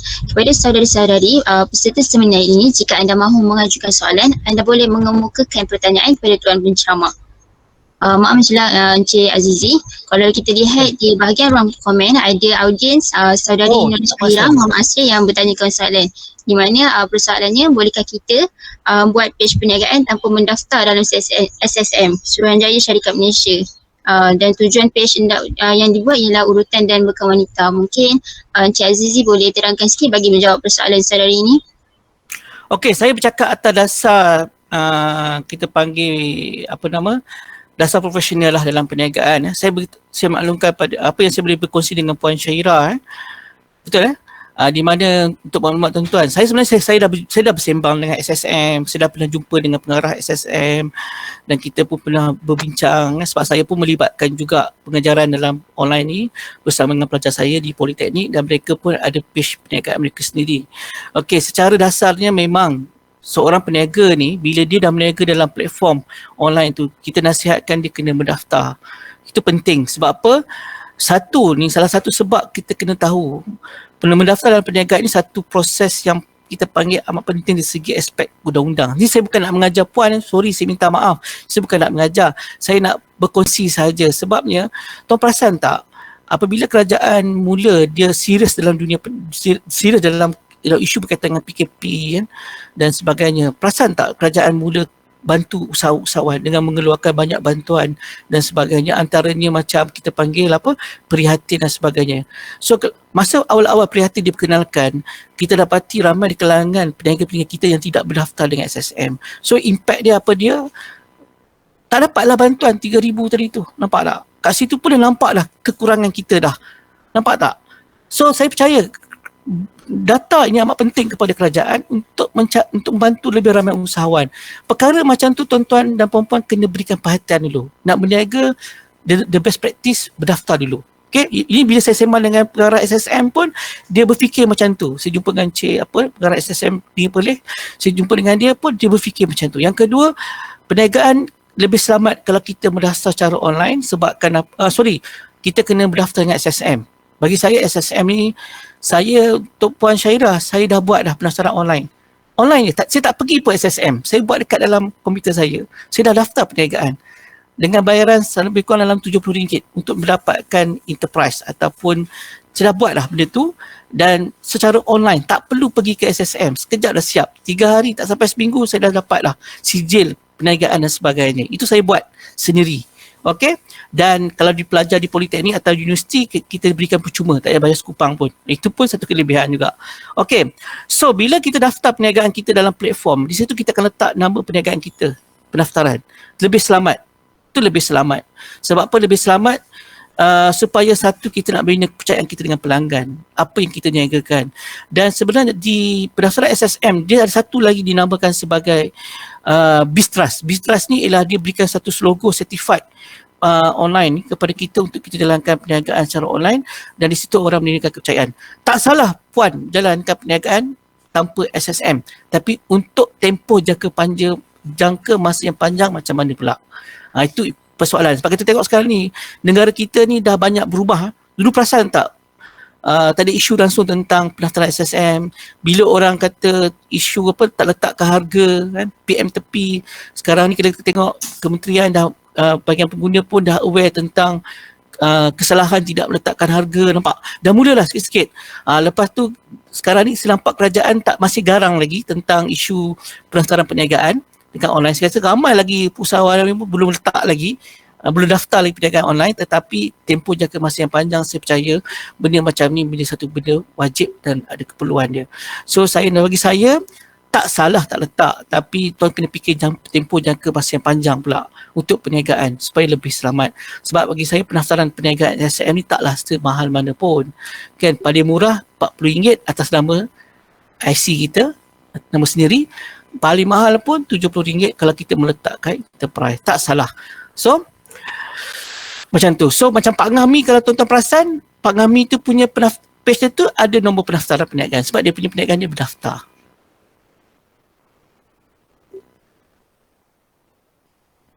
Okey, ada soalan lain? Assalamualaikum, saya Tuan tanya. Ya, Cik Nik.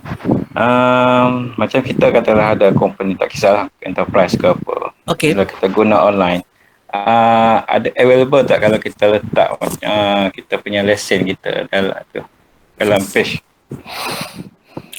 Lesen tu apa maksud? Contoh Nombor. SSM punya ni lah. Jenis-jenis perniagaan kita ataupun ni lah. Oh, okey.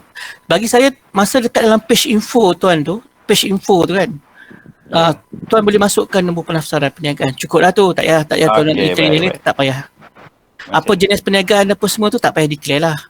Kan, yang tu saya rasa itu based on kepada tuan pun tahu apa tuan punya tanggungjawab Faham. nak berniaga dah kan. Yang Ya, ya. penting kita ada satu tanda harga, satu maklumat tentang pendaftaran perniagaan. Dia ibaratkan macam kita buka kedai dekat rumah kedai kita, kan kita letak signage kan, dekat bawah tu Ya. kita akan letak nombor pendaftaran kan. Macam itulah kita punya perniagaan kita secara online. Baik, terima kasih. Okay, sama.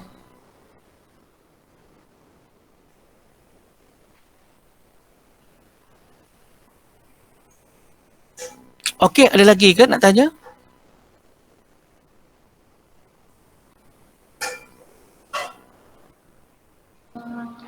Okey, baik. Jika tiada soalan yang ingin diajukan, maka tibalah masanya Majlis merakamkan ceritaan terima kasih kepada Encik Azizi bin Aziz atas perkongsian yang telah disampaikan sebentar tadi.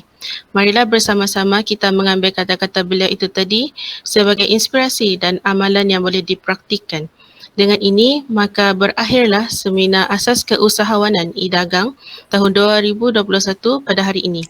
Segala kekurangan sepanjang seminar ini berlangsung dipohon beribu kemaafan. Sekian, semoga berjumpa lagi di masa yang akan datang. Wabillahi taufiqul hidayah. Wassalamualaikum warahmatullahi wabarakatuh. Terima kasih Cik Azizi. Sama-sama. Ada perkongsian. Terima kasih. Okey, terima kasih semua. Terima kasih Cik Azizi. Salam. Terima kasih. Terima kasih Rustia kerana jemput saya. Terima kasih. Assalamualaikum. InsyaAllah kita jumpa lagi. Terima kasih. Okey, selamat berjaya semua. Assalamualaikum.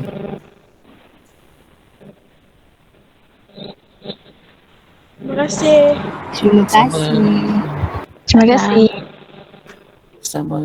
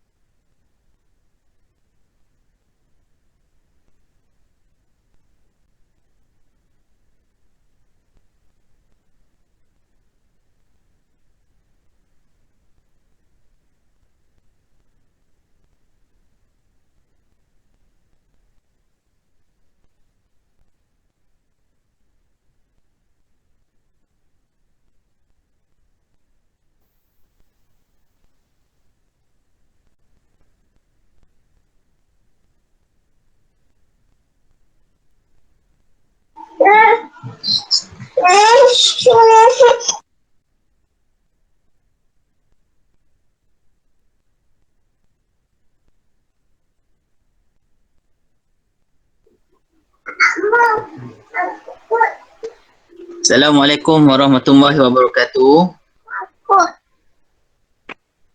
Waalaikumsalam. Waalaikumsalam. Ya, Zarif, Zarif hari kumpulan ni ke? Kumpulan Elite Entrepreneur ke? Dah. Oh dah, okey, tak apa. Siapa ahli kumpulan entrepreneur ni? Saya sir. Okey, kita stay sana. Saya nak jumpa semua ahli kumpulan. Yang kata apa? Peserta okeylah, tak apa, aku nak live. Baik.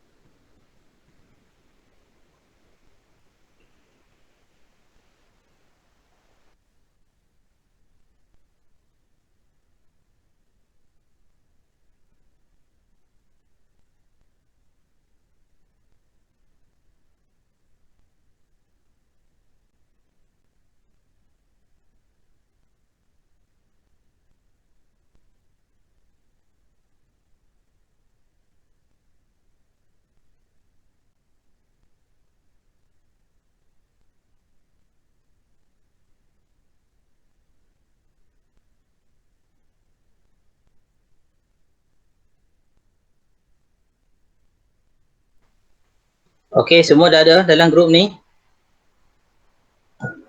Ya, so Okey, berapa orang kamu semua? 5 orang saja. 5. Sekarang ni ada 1, 2, 3, 4, 5. Semua perempuan kan grup ni? Ada seorang lelaki, Firdaus. Ya, mana dia? Iziatul ni bukan Iziat tu maksudnya Firdaus lah tu? Bukan ahli kami.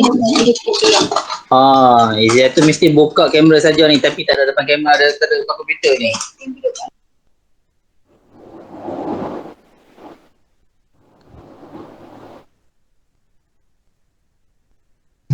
Okey, tak apa, siapa admin boleh kick Iziatul ni, dia tak perasan.